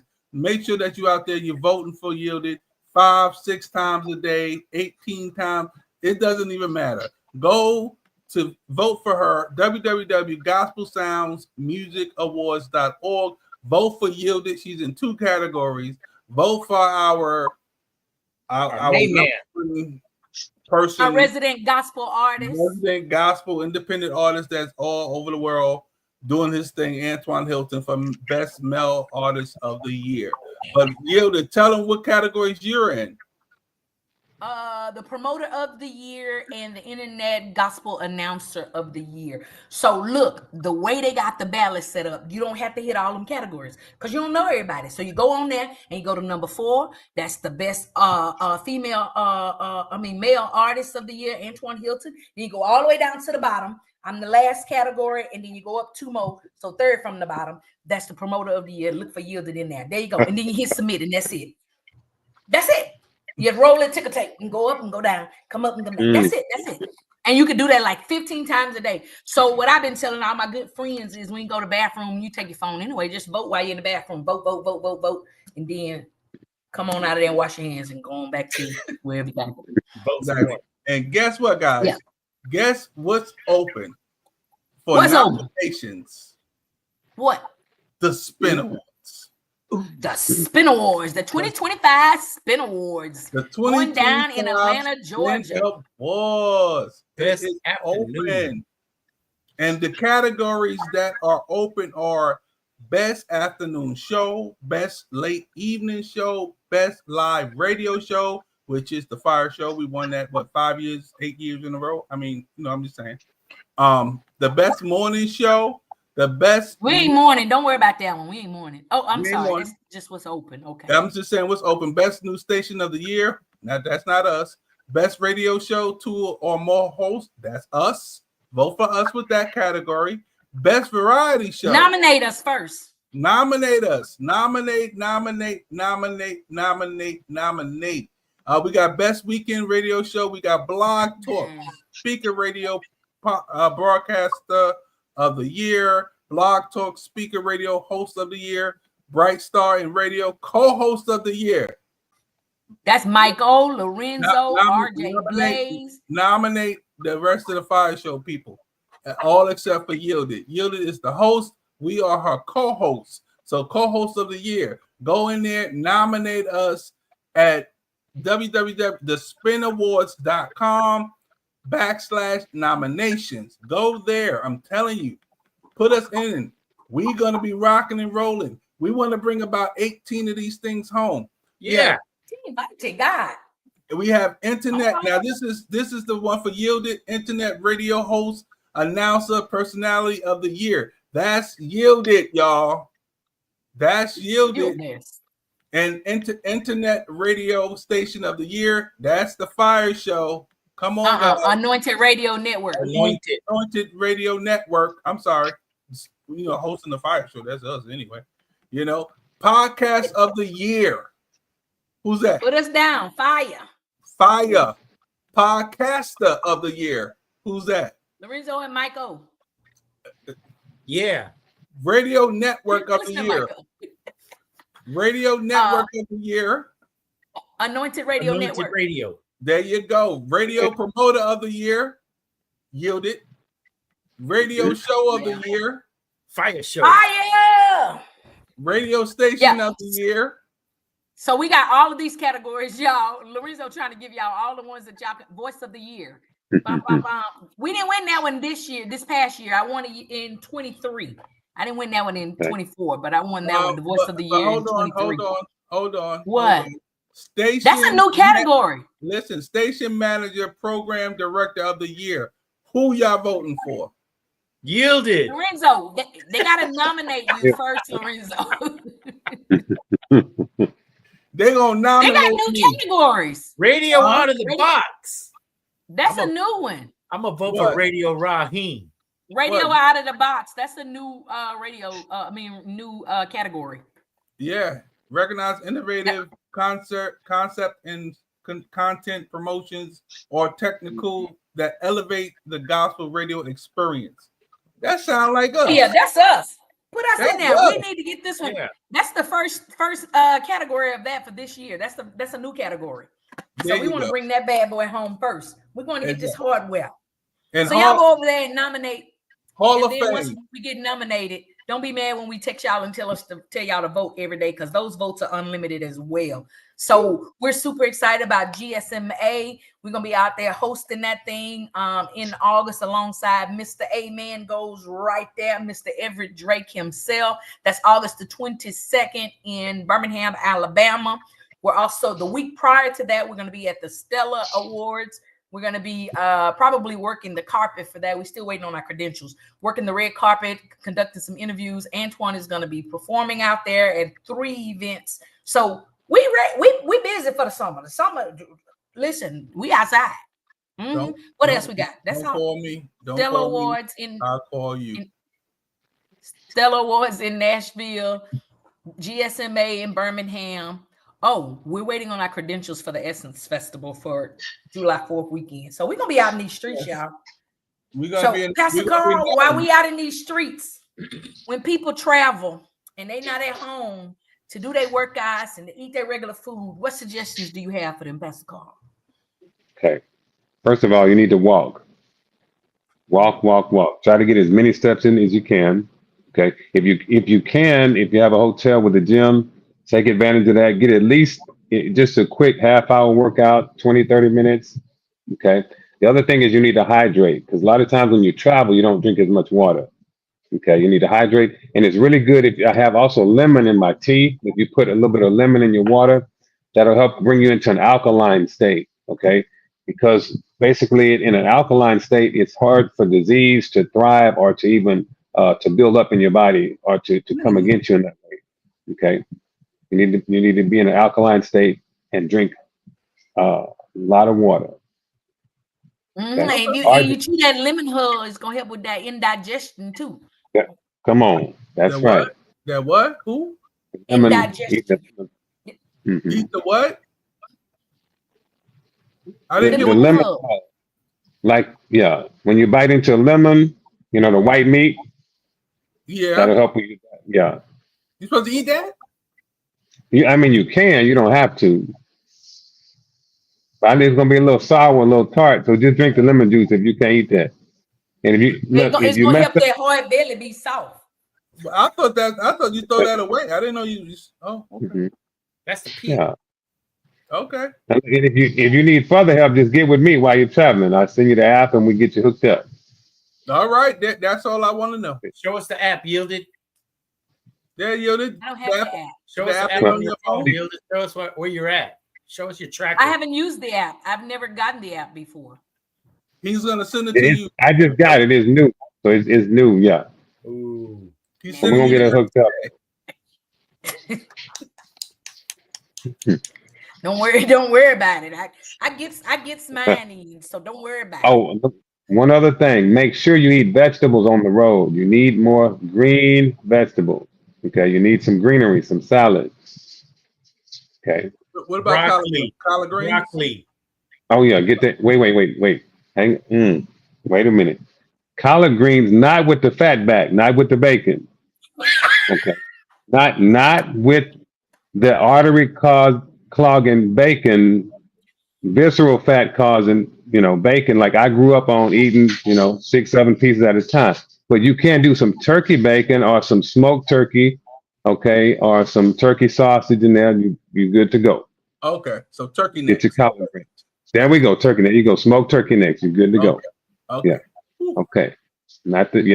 We had to clarify. Not neck bones. Not neck bones. That poke. Turkey neck. Okay, hold on. Because what about? Because we going on some soul food right now. Because I'm hungry. Okay, yeah. Yams. Oh yeah, you get some yams. Yeah. You get some. Not them honey glazed sugar grams. Yeah, not the candy yams. Not them. 2 inches of whipped cream on the top. Yeah, and see, I caught my mama making them one time. I came early, to Thanksgiving. Mom was making the candy yam. She had the first cup of sugar went in, the brown sugar. Then there was another additional cup, right? And then there was the first stick of butter, and then there was another half a stick of butter. Yeah. Top of that. That's how you make it. Yeah. No. That's how you make diabetes. Yeah, exactly. There you go. That's how you make diabetes. That's right. Y'all gonna make Lorenzo cry. Yeah. Now you can take the yam itself and then put, on top of that some cinnamon, right? Because that was about the only thing healthy in there that she made, the cinnamon, right? And then you can put some Smart Balance butter, or you can put can't believe it's not butter, or you can do some. If you need it sweet, or if you have to do butter, go light. Just a small piece of butter. Half a pack. Right? There you go. The little pack. That's it. Okay. Now look, if you need it sweet, you got natural sweeteners like you got stevia, you got monk fruit, and if you need a glaze, okay, you can do honey, you can do coconut syrup. That coconut syrup is low glycemic. You can do that. Okay. If you forget, just holler at me. Lorenzo is stressed out right now. Lorenzo needs a hotline. Just take that yam and wrap it up in some fur and put it in the oven and bake it. There you go. What What about sweet potato fries? Okay, that's a better alternative than French fries. Yeah, you can do that. Yeah, bake them. Yeah, you're good to go. Mm-hmm. Yeah, you can do that, and you can put a little olive oil on that too if you want. After you're good to go. So you're basically saying steak is not good for us. Steak. No, not so much. If you every now and then. What do we put? But you need a liter cut. Garlic what? Garlic butter and shrimp on top of the steak. Oh if no! If you want to kill a vampire. There you go. No. And especially don't do no garlic salt, no garlic butter.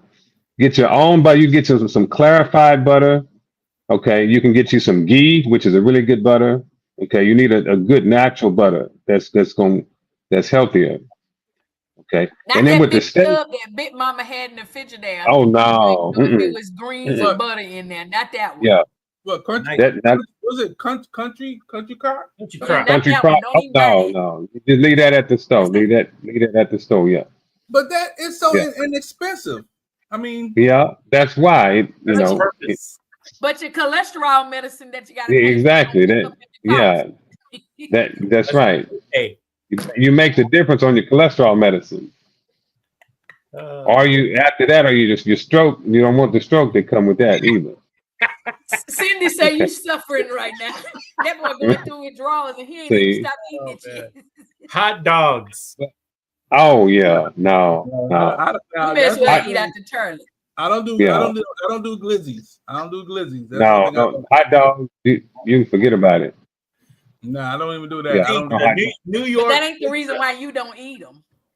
New York what?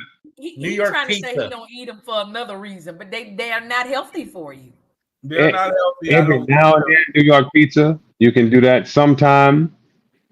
But if you can't get a thin crust, if you're gonna do pizza, get a thin crust or a what's that other one? Cauliflower crust. Cauliflower crust. Okay, Pastor Call. Thank you for coming on. We appreciate you coming on right now.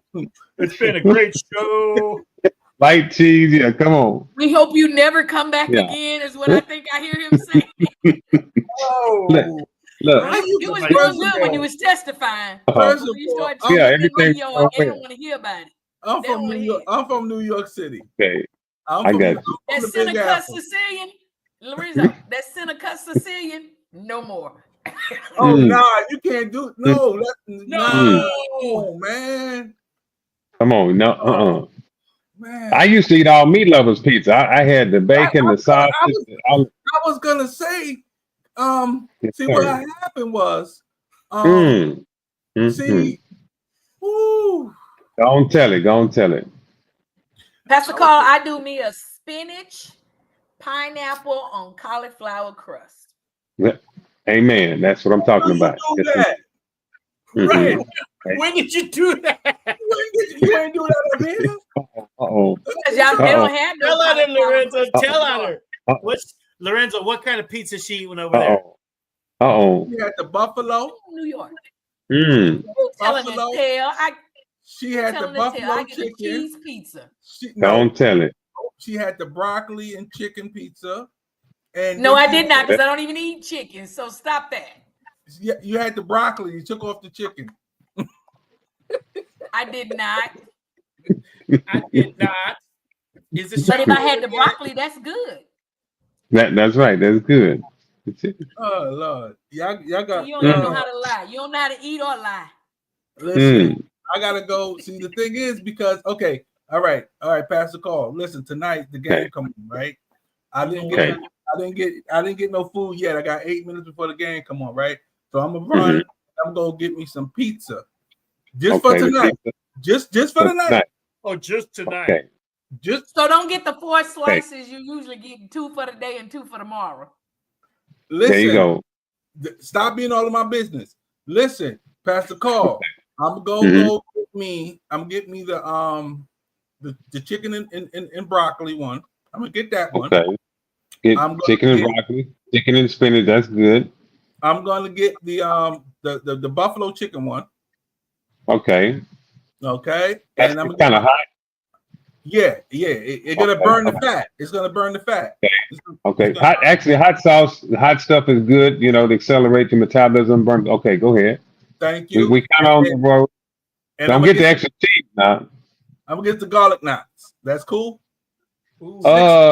Six you was all right till you touched on them garlic. Make it 2 garlic knots, maybe 3, but not the 6. The 6 by yourself, it's too much. You went over the top with that. It's so good with the man. You did that to yourself, Lorenzo. You should. We was doing good, and then you put the 6 garlic knots, and then that shut it down. So if I change the garlic knots to the center cut of the Sicilian, that's better. Is that better? I don't know. I never had that. What's that? The center cut of the Sicilian. You haven't had a Sicilian? I hadn't had that one yet. Oh wow. Okay. Well, it's like a regular pizza, but it's just square. Okay. So the only thing about this thick. It's about. Be quiet. Why you in my business? I'm talking to Pastor Carl. We're on the show. We're live. Hello. Never mind. I'm done. Don't. Done. I'm finished. I'm finishing. I'm done. So I'm just quiet. eat you a Flintstone vitamin and go night night. Look. Can y'all see this? This is what my mama left me. Hold on. What is that? What is that? Airborne. Airborne, and they ain't emoting. Oh. With elderberry. Oh, that's good. Yeah. Boost your immune system. Yeah. My mama left that for me.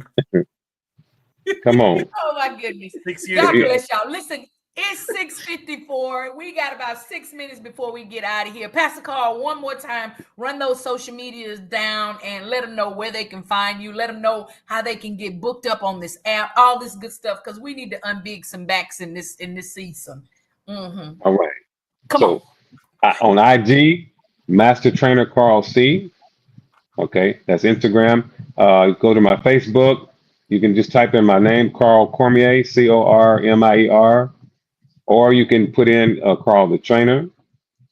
You can hit me up by email, mastertrainercarl@gmail, or you can just text me 713-598-9729. There it is. All right, y'all. Y'all have heard right. it here. The battle is not yours. It is the Lord's. And Pastor Carl is a living testimony to what God can do. He's never short of miracles. We just stop expecting them from him. And so, man, the testimony we've heard here from stage 3 to stage 4 with little to no insurance, God's healing powers, man. And again, the angel visit from Gabriel was something amazing to hear. So if you've not, heard the whole thing, you can go back and watch it on all your podcast platforms. We're there. Make sure that you look for Anointed Radio Network, the Fire Show, hosted by Yielded. Man, it's been an amazing time on tonight. Pastor Carl, again, we are super grateful for your transparency, for you sharing your testimony. We look to see what else God is going to be doing with you in this season of your life. And listen, make sure you get us a commercial over here so we can run it and have it on here so the people know where to find you, how to get connected, how to get their bodies together so they can be some living sacrifices, holy and acceptable. That's what the Bible says. That's not me. It said present your body as a living sacrifice, holy and acceptable. So your big back is not holy and acceptable because it keeps you from not being able to do it keeps you from being able to do the work of the kingdom. No, it doesn't. You got to be fit. Stop. Don't do that. That's not true. That's why true. the preachers be wheezing and falling out. They ain't hooping, they wheezing. No, it's a hoop. And God said, let there be light. And there was light. They just trying to get breath in their bodies. They just they got that visceral fat on their belly holding them down. And they lungs can't inhale and exhale because that visceral fat has got them lungs held down in captivity. That visceral fat needs to be loose. Their lungs have their lungs in captivity. that beef and that church chicken that they begin to pastor, and they always get a pastor the biggest plate and the most food on that, and then he preach and fall over in the pulpit because y'all done fed him all the church chicken and all of that. Stop doing that to these preachers. The Bible says holy and acceptable, not full of fat and visceral fat. Lift your hands, you fat preachers.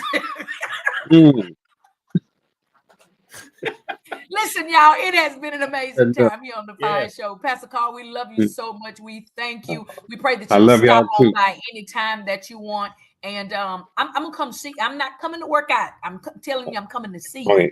I need to come and put my eyeballs on you. And yes, sir. I appreciate give me one of them long arm hooks. What's your wingspan, Pastor Carl? Right. About 90 miles. It's way out there. Yeah, it's way out there. Yeah. He get us all in. He get us all Pastor in. Carl arms longer than my whole body. And I'm 5'3", so his arms is about 5'9". But that's one arm. You 4'11". And he gives some of the best hugs. And then he say, "All right, now get on the treadmill." But don't say that. That's I'm gonna right. meet you in the streets. Okay, Nowhere near a treadmill, so don't worry about it. But thank you so much.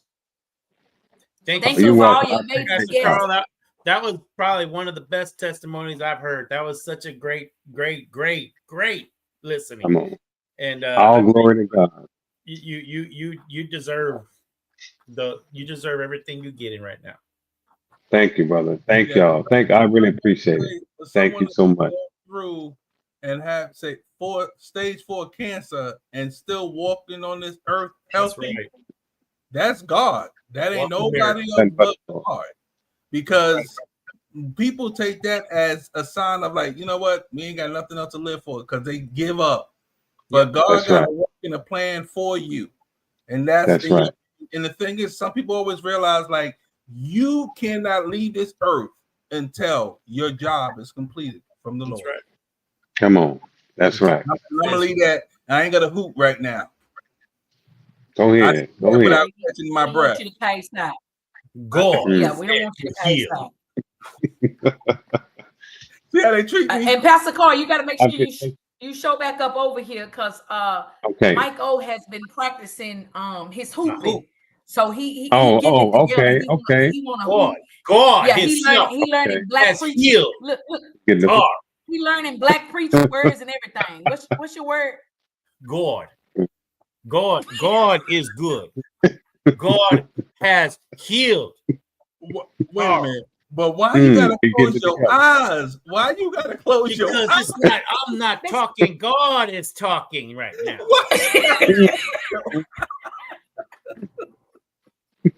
See how they laugh? See how they think it's funny?